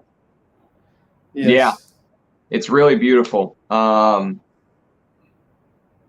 Yeah, I love this one. This is fantastic. And then I think finally we've got the Kinam oil. Yeah. The star of the show. This is the star of the show, huh? Yeah, in the sense of, something unique, something revolutionary, something historical happening now at this very moment in the world of wood. This is the star of the show for sure, because I could never imagine young plantation agarwood yield this type of oil. Because yes, anybody can, if they have a budget, take wild quality agarwood, very old, take even real kinam, wild, extremely expensive, and make some sort of an extract from it, and then get this amazing smell from it, because it is kinam at the end of the day, the highest quality, the most unique agarwood. But to take plantation agarwood, which is also kinam, which is very young and is more affordable, and create distill oil from it that is so incredible, to me, this is truly revolutionary. Just like we spoken earlier about the perfumes, anybody can take a steak, which is, extremely high grade, wagyu, cook it whatever way you want. It will taste amazing because it's wagyu beef at the end of the day, right? But try to take regular beef and cook it the way only you know, and make it taste amazing, make it melt in your mouth. Is it difficult? Of course, it's much more difficult than taking a beef wagyu and, cooking it. The same thing here, take the amazing ingredients, your musk, ambergris, this and that, just put it all. It's going to smell nice because at the end of the day, it's ambergris, it's musk, it's amazing stuff that's going to smell amazing to people who love it. But take cheaper stuff and try to create amazing composition from it, like these examples. It's extremely difficult. Bellamy. And it's something truly that we need to appreciate, and we need to learn. So same thing with this kinam oil. We took agarwood from very young trees and we distilled oil that is almost competing with some of the most expensive, the most luxurious wild agarwood oils ever produced. That is amazing. This is mind-blowing stuff. Yeah, truly remarkable. Wow. We went through the entire, so while I was going through this, I was thinking, that obviously you shared this gift with me, but now by going through each and every one and describing it, you basically shared it with the world, with everyone that's willing to watch this. So we've been at it. Duty, that was our duty, I think.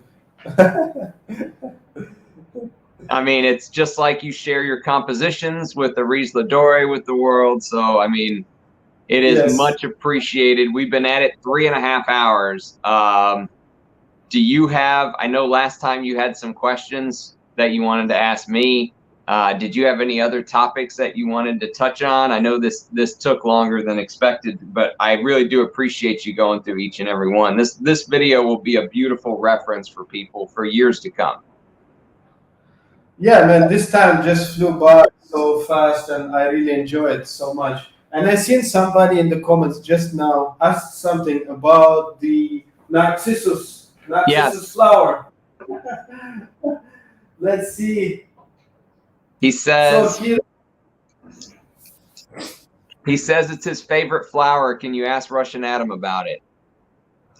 So here's the Narcissus flower Absolute at 10% concentration, and it is new to me. I would be honest. Just maybe like a year ago or something, I tried Narcissus Absolute. It is very, very new to me, and I haven't used it in any composition yet. its smell is extremely unique and very memorable. And I see it's been used in many classical French compositions quite a lot. And it's becoming a part of this classical French bouquet, of rose, jasmine, ylang ylang, and often you see, boom, narcissus is there as well. So it has this aroma of, to me, tobacco, very soft, delicate, gentle tobacco leaves. Tobacco leaf, not tobacco, right? Yeah, tobacco leaf, but not the green leaf. I mean the dry leaf. Okay. Sprinkled with honey, some greenness, and some floral sweetness. So it's like honey, tobacco, floral type of aroma, which I very much enjoy, but I find it a bit difficult to work with. And I'm actually now working on one of the formulas that contain narcissus. It's very, I would call it, very dark, masculine floral note. That's how I would call it.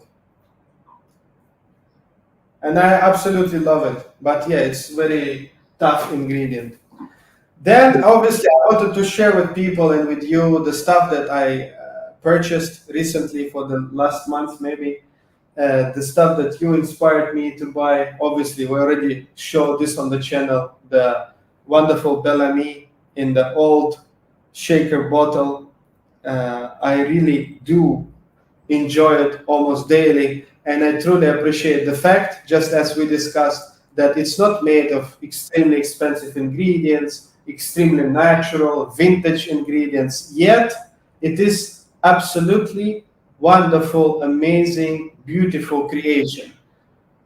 And I would call it, personally, I would call it industrial type of fresh leather. And to me, it is some of its parts. It's not about, top, middle, base, the progression, development. It's overall picture that it paints. It's absolutely stunning, breathtaking, and wonderful. And it really took me back and made me think more about perfumery in a different direction, from a different angle, when I need to put more effort and more practice in doing composition that is as amazing, as complex as this, as beautiful, but it not rely on amazing ingredients only, like your ambergris, your musk, your vintage stuff that already amazing on their own, that uses more affordable, more simple ingredients. You have your cardamom,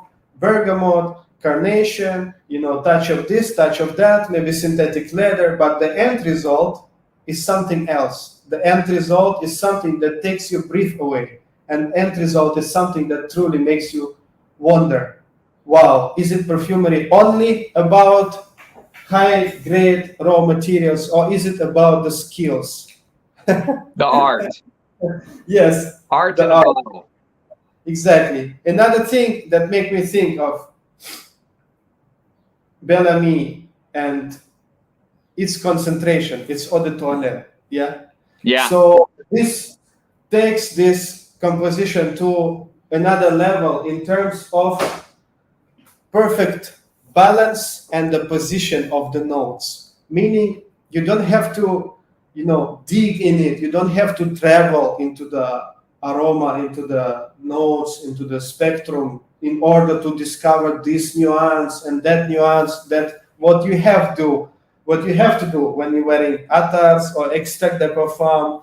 Eau de toilette offers you the complete picture, completely open in front of you, that you can just sit and enjoy. Yes, it has some drawbacks to it. Sorry, it's not long lasting. It's projecting only for like an hour or two, and then that's it. But I think the advantages are much more. And both of these come in eau de toilette, and both of these completely 100% perfectly balanced and presented in a way that you just can sit, relax, and enjoy the ride. You don't have to dig. You don't have to dig to find for the notes, for your pleasures. You have to just sit, watch, and relax. So this is another thing I'm thinking about, and I have already eau de toilette perfumes made that achieving a similar type of effect, if you will, when you just sit back, relax, and you see all the notes in front of you, and it's truly, truly amazing. It's just another experience. Yes, external perfume is richer, it's more dense, rich, thick, more long lasting, more you need to dig in it, you really need to study it, really need to be patient with it, this and that. But this is equally amazing, but it's very, very different. Yes, you're right. But the eau de toilettes that you're mentioning from the 80s and 90s annihilate many of the eau de parfum extraits that are put out nowadays. Your extraits obviously are different because, like you said, it's like a sprayable attar. But most of the extrait eau de parfum these modern brands are putting out, the eau de toilettes of the 80s destroy them. Yeah, see, man, eau de toilette.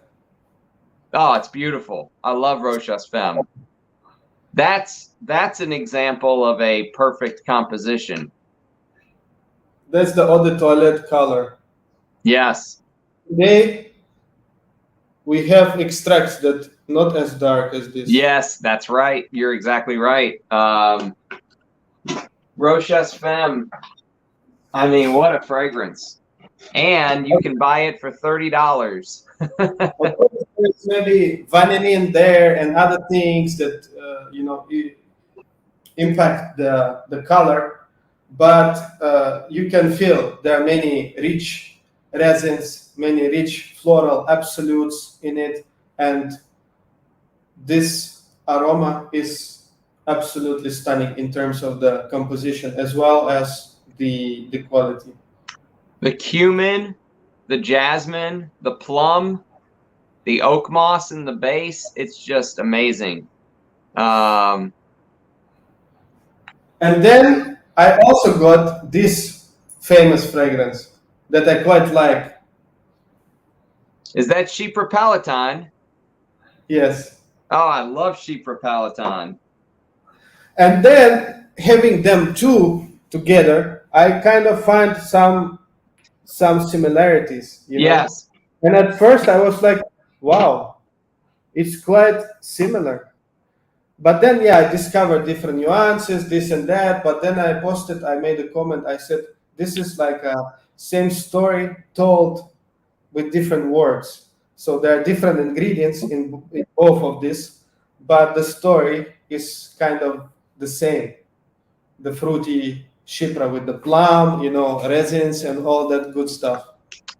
Do you get the green? Like there's galbanum, there's like green. There's a lot of little touches in Chypre Palatine. Not much. I think there are quite a few different batches, different, I wouldn't say reformulations, because probably the formula is the same, but different versions of this fragrance available. I had a sample before from Lucky Sand. It was very light in color, and I didn't like it at all. But then I was like reading all these hype reviews, amazing in-depth reviews, praising. I was like, no, I need to search the dark juice to see what's it all about. And then I searched this bottle, and I was like, psh, yes, now I get the hype.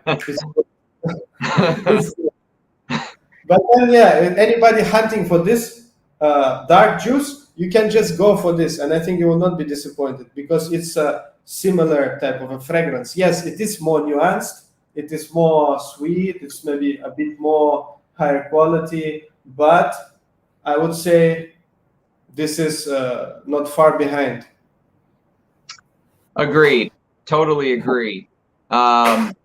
Eugene was asking if there are other Western perfumes that you wear regularly or that have inspired you. Of course, this always inspired me as well. And this is that gold? Latest additions to the collection. Yeah. Is that gold? The vintage man gold in eau de toilette, which I found very, very harsh, very intense, very in your face aldehyde, rich composition with beautiful ambergris supporting the floral notes. It's like artisanal Chanel number 5 or something for men. That's how I Yes, see it. That's how I see it. And then this is pure parfum of Gold Woman that beautiful. very pleasantly surprised as well. I had eau de toilette. I already finished that bottle, and I was like missing it a little bit. And then I bought this. I didn't know exactly what it is. I knew it's very old, vintage amouage in a beautiful baccarat crystal bottle. I got a very good deal on it, so I said, okay, let's see. And then yes, I smelled it. I was like, wow, yeah, this is a Gold Woman, but 33% of oil. So it's extract de parfum, extremely rich, extremely powerful, extremely beautiful, old school. Again, Chanel-like aldehyde type of flower bouquet. Very, very beautiful. So there is a rumor that says that the perfumer that made gold for men and women is Guy Robert, and Guy Robert thought that the greatest perfume ever made was Arpege L'Envant, Oh, which I came see. out in the 1920s. And I actually found a vintage extrait. I'll send you some next time I send you some samples. I have it. Yeah, you can kind of link the fragrances together.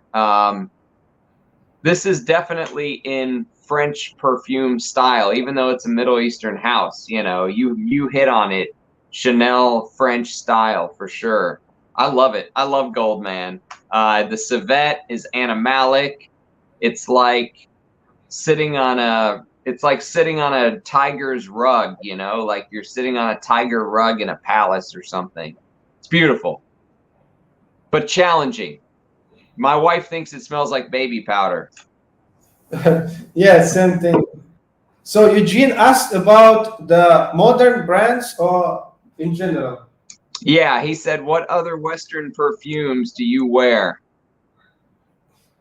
Yeah, so yeah, basically that's my collection at the moment. I moved to a new house, so I have Guerlain Heritage, I have Bellamy, I have Amouage Vintage, I have Chypre Palatine that I'm going through quite fast. It's already half. Well, you do 30 sprays. Yes, and then what else? I mean, obviously my oud oils always with me. Amouage with me. Ajmal oud oils. Some of the Ajmal sprayable perfumes, pure oud by Ajmal. Some of the recent Ajmal perfumes out of this world for me personally because they are, in my personal opinion, the only one company who truly appreciate oud, grow oud, distill oud, and use oud in their compositions. So it is Amir one from Ajmal, and what else they put out? Obviously, many of their classic releases, extreme value for money, extreme quality, extremely nice compositions, more of a Middle Eastern style, and you can see my Ajmal video where I speak about it, in more detail. So yeah, that's basically most of the stuff that I wear at the moment. And obviously, I keep buying some of the vintages, like Guerlain's, Coty from 50, 100 years ago, so that I can study the perfumery more and more, deeper and deeper. Yes, that's it. It's a journey. Rachel asks two questions. She says, "Are you going to make more fragrances with deer musk? And have you ever smelled vintage bear musk?" Beer musk, not sure what that means. Bear. Yeah, no, never heard of it, never smelled it. And obviously, musk fragrances from me and for me is a must. I always have musk fragrances. Unfortunately, Indian collection will not have deer musk fragrance. But soon after, I will have fragrance. It's already created and it is heavy on Siberian musk. And then I will be composing stuff with this vintage musk. And then I have another Siberian musk tincture that is waiting for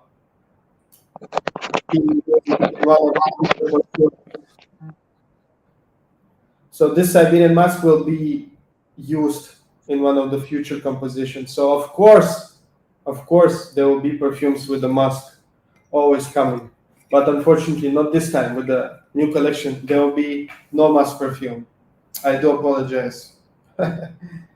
Yes, I've never smelled anything from Ajmal either, Rachel. I need to. Rachel was asking how you spell Ajmal.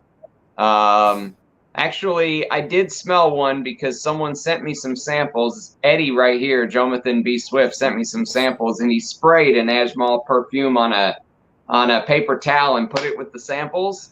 And I really enjoyed it, but I don't own any Ajmal. I've never smelled. I've never actually sprayed or worn any of them, but I hear they're quite good.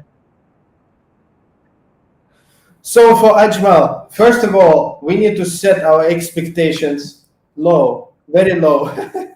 Then you can be pleased. Then you can be pleased. If you set your expectations high, no way any perfume maybe can make you happy. But if you set your expectations low, you will be pleased. And you need to understand that Ajmal have many different price points. They have perfumes for like $10, $20, $30, $50, $100, $200, up to, I don't know, maybe infinity. So we need to understand, we need to realize this as well. So only few lines I would encourage people to try. They are very decent and, maybe available in United States and in Europe is their purely Oriental line.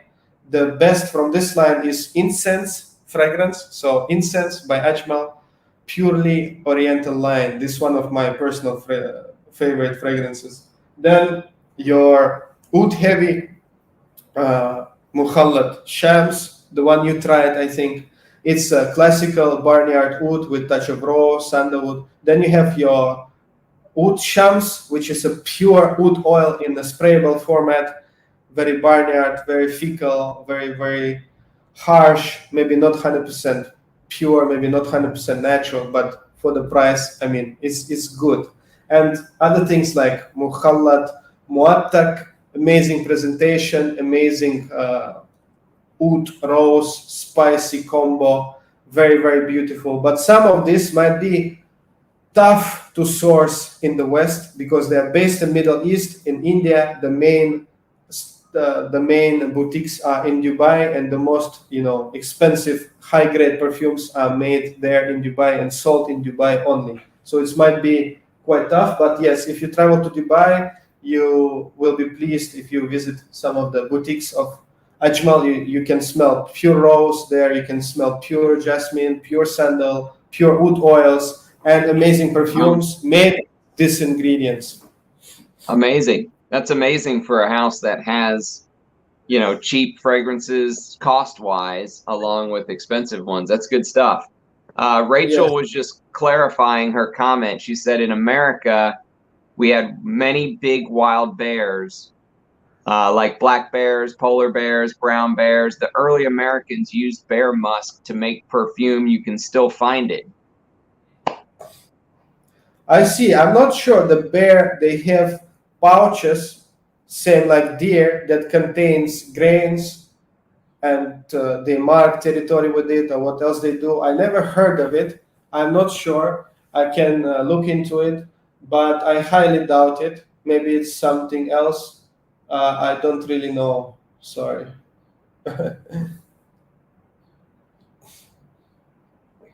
So Bry asks, what do you think of Frederick? What do you think of Frederick Mall? So they have like the night and stuff like that. What do you think of those perfumes? Yeah, that's a good question. I was very curious, so that's why I purchased night sample. So I do have a sample of the night. So to me, night definitely contains real wood in it. It definitely contains real classical barnyardy type of Indian wood, and it's composed in a classical French manner. So I do find real wood in there. I do find some vetiver, some rose, and it's a nice perfume. But I personally, for my collection, I wouldn't spend money to buy a bottle of Moon. I would rather buy some of the Ajmal perfumes. That's my personal opinion, my personal choice. Yes, maybe Ajmal perfumes are a bit more harsh, a bit more, not as delicate, not as well composed. But to me personally, they satisfy me more. They satisfy me more, and I think they are better value for money. That's for me personally. But yes, Moon is a wonderful perfume. It has real wood in it. That's what I think. Yeah. Yeah. I think the night, the moon, they're good. They're just very, very expensive. I mean, value for money is low, if you ask me. They're good fragrances. If you had $1,500 to blow and you don't care, sure, but you can get more value for money elsewhere. So the last topic that I was thinking of covering, and we'll get out of here by the 4-hour mark, is is do you want to talk about a little bit about your search for a Western perfumer? I know we were maybe trying to find you to be a creative director, and this wall that you've run into where the houses will not I guess they still see you as like an outsider, or they're not interested in what you're offering. Tell us a little bit about that struggle. Yeah, that was a very, very inspiring and fresh idea. And I already, I already acted as a creative director. So the job is already done. So, Alhamdulillah, thank God I'm already coming down regarding this topic. So I would not name a perfumer, I would not name the idea or anything yet. So the job has been done already, it's been finished. And I'm happy about it. I'm very happy about it. It's not went like 100% as I planned in terms of the idea. I mean, in terms of the what I wanted to achieve. I mean, in terms of a fragrance, it went 100%. I'm very happy. In terms of the plan, how I want it to be, it's not 100%. But as you said, I ran into many walls and basically contacted many classically trained French perfumers in order for them to work with some of these very rare, expensive, vintage materials. And basically, probably not many of them willing to take a hit and to play with these dangerous materials, because most of them, banned, most of them like illegal in most of the countries, like mask and so on and so forth. So that's, I believe, is the issue. So this is like a closed problem that we have to deal with. So I done my best. The task is achieved. The task is ready, complete, and I'm happy about it. And maybe I will just, stop searching for now and relax, because I already have achieved what I wanted. So that's all really. If you watch the first interview, one of the questions from the audience was basically, hey,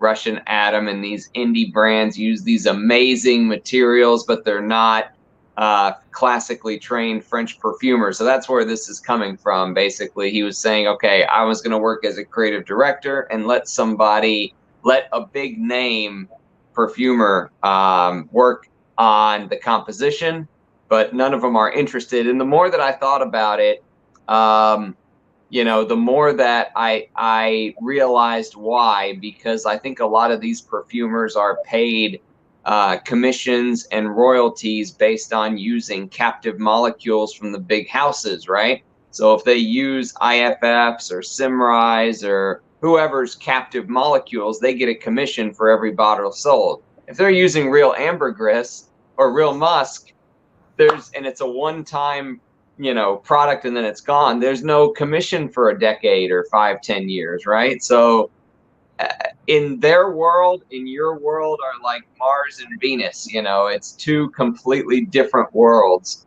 But I'm glad you were able to work as a creative director on a fragrance. I'm excited to see how that goes, and hopefully that'll shut some of the critics up regarding the whole indie ingredients debate. So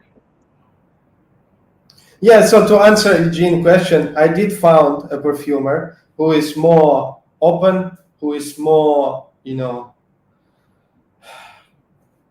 willing to work with high quality, vintage, rare, banned ingredients. And we done the job. Yeah, everything went well, everything went smooth. And soon I will, once the time is right, I will reveal all the details, how it was, what it's been, and everything will be 100% clear. But yeah, as you said, the idea was behind it is this, the inspiration was this criticism, the biggest criticism, I believe, at the same time for the artisanal perfumers and for the modern, classically trained perfumers, that they have the skill, but they don't have the materials and amazing stuff like musk and woods, whereas we as artisanal perfumers have the stuff but don't have the skills. Oh, well, this has been a 2-for-1 stream because it's almost 4 hours in, so you guys got your money's worth today. Were there any last words you wanted to touch on, last topics? Yeah, man, just as you said, thank you so much for appreciating my art, what I do, what I put into my fragrances, my packaging, and everything. It truly means a lot to me, and I do appreciate what you are doing for the community as well and for your subscribers. And I really wish you to continue and wish you to be who you are. Always be, sincere with yourself, sincere with your audience. Always follow your heart, your passion, and that's basically all we need. And that's how we all, come together and enjoy our wonderful, smelly hobby. It is the finest hobby I think someone can have, truly. And honestly, the pleasure is all ours. I mean, it's a joy and a thrill to have you here. And I know at the end of every video, I always say a like, a subscription, a comment always helps. I'm not going to say that this time. This time I'm going to say go watch the first video with me and Russian Adam if you haven't. I still think that's the best. This video now maybe eclipses the first one, but these two videos are probably the most important thing that I've been able to contribute to the community. But it's all because of you and your ability to, share your passion and your knowledge with the community. There's so much knowledge baked into these two videos. So really appreciate it from the bottom of my heart. I think it's great for the community. And I know people love these streams. It was the most watched video on my channel by far, even more than the top 100 countdown. So people love hearing you, and they're very grateful. And keep contributing in your own way to the fragrances, because the stuff you're releasing is special stuff. It's the mountaintop for a frag head. There's really nowhere else to go after you've discovered stuff like this. So really appreciate it, Adam. Thank you for the time, brother.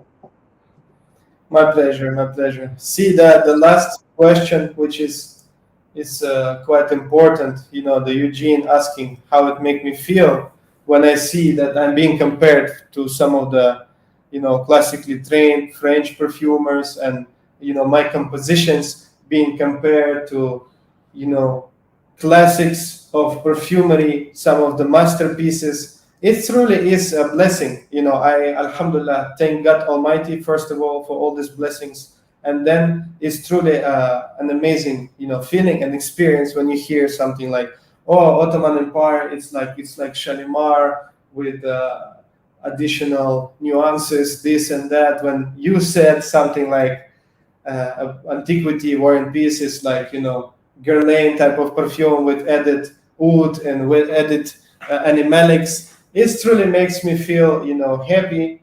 It makes me feel very, very blessed. And I thank God Almighty for these blessings, obviously. At the same time, we have to be very careful, as you know, and as I told you before, that constant praise is not a good thing. And we do need constructive, critical criticism to make us, come back to earth, to make Grounded. us more humble, to make us do new, refreshing things and not to stuck where you are, and always improve yourself, always do new experiments, go into new directions, try different things. So for this, I think you, and I think everybody who is able to give constructive criticism, because obviously it's also not easy. It's very easy to say, oh, that's rubbish, oh, that's not balanced, it's very bad, it's this and that. But to say why you think it's not balanced, why you think it's bad, why you think it's overpriced, why you think it's not good quality, what you think would be good, what you think would be improvement, this and that. So that stuff really I'm taking from you, I'm taking from your viewers, I'm taking from my customers. So I thank everyone for this contribution. We're all making this possible. Alhamdulillah, it's very, very important. That's a great point, but you have to create the culture where people feel comfortable doing that. And you have done that, obviously. And I told you that on the last video when you sent me those samples. And I said, send them, but I'll say whatever I want about them. The first thing you said was constructive criticism is the best gift that you can give to an artist. And I'll say that to the viewers too. I mean, if you have a thought on Russian Adams fragrances, leave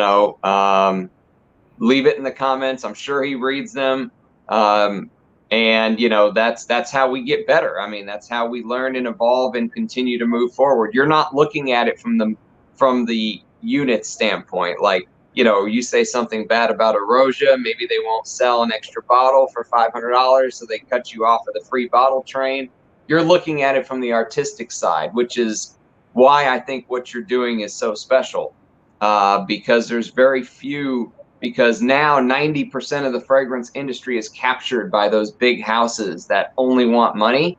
And so, to break away from that and go against the stream is very special. So I think if we continue to help you, you continue to put out amazing stuff.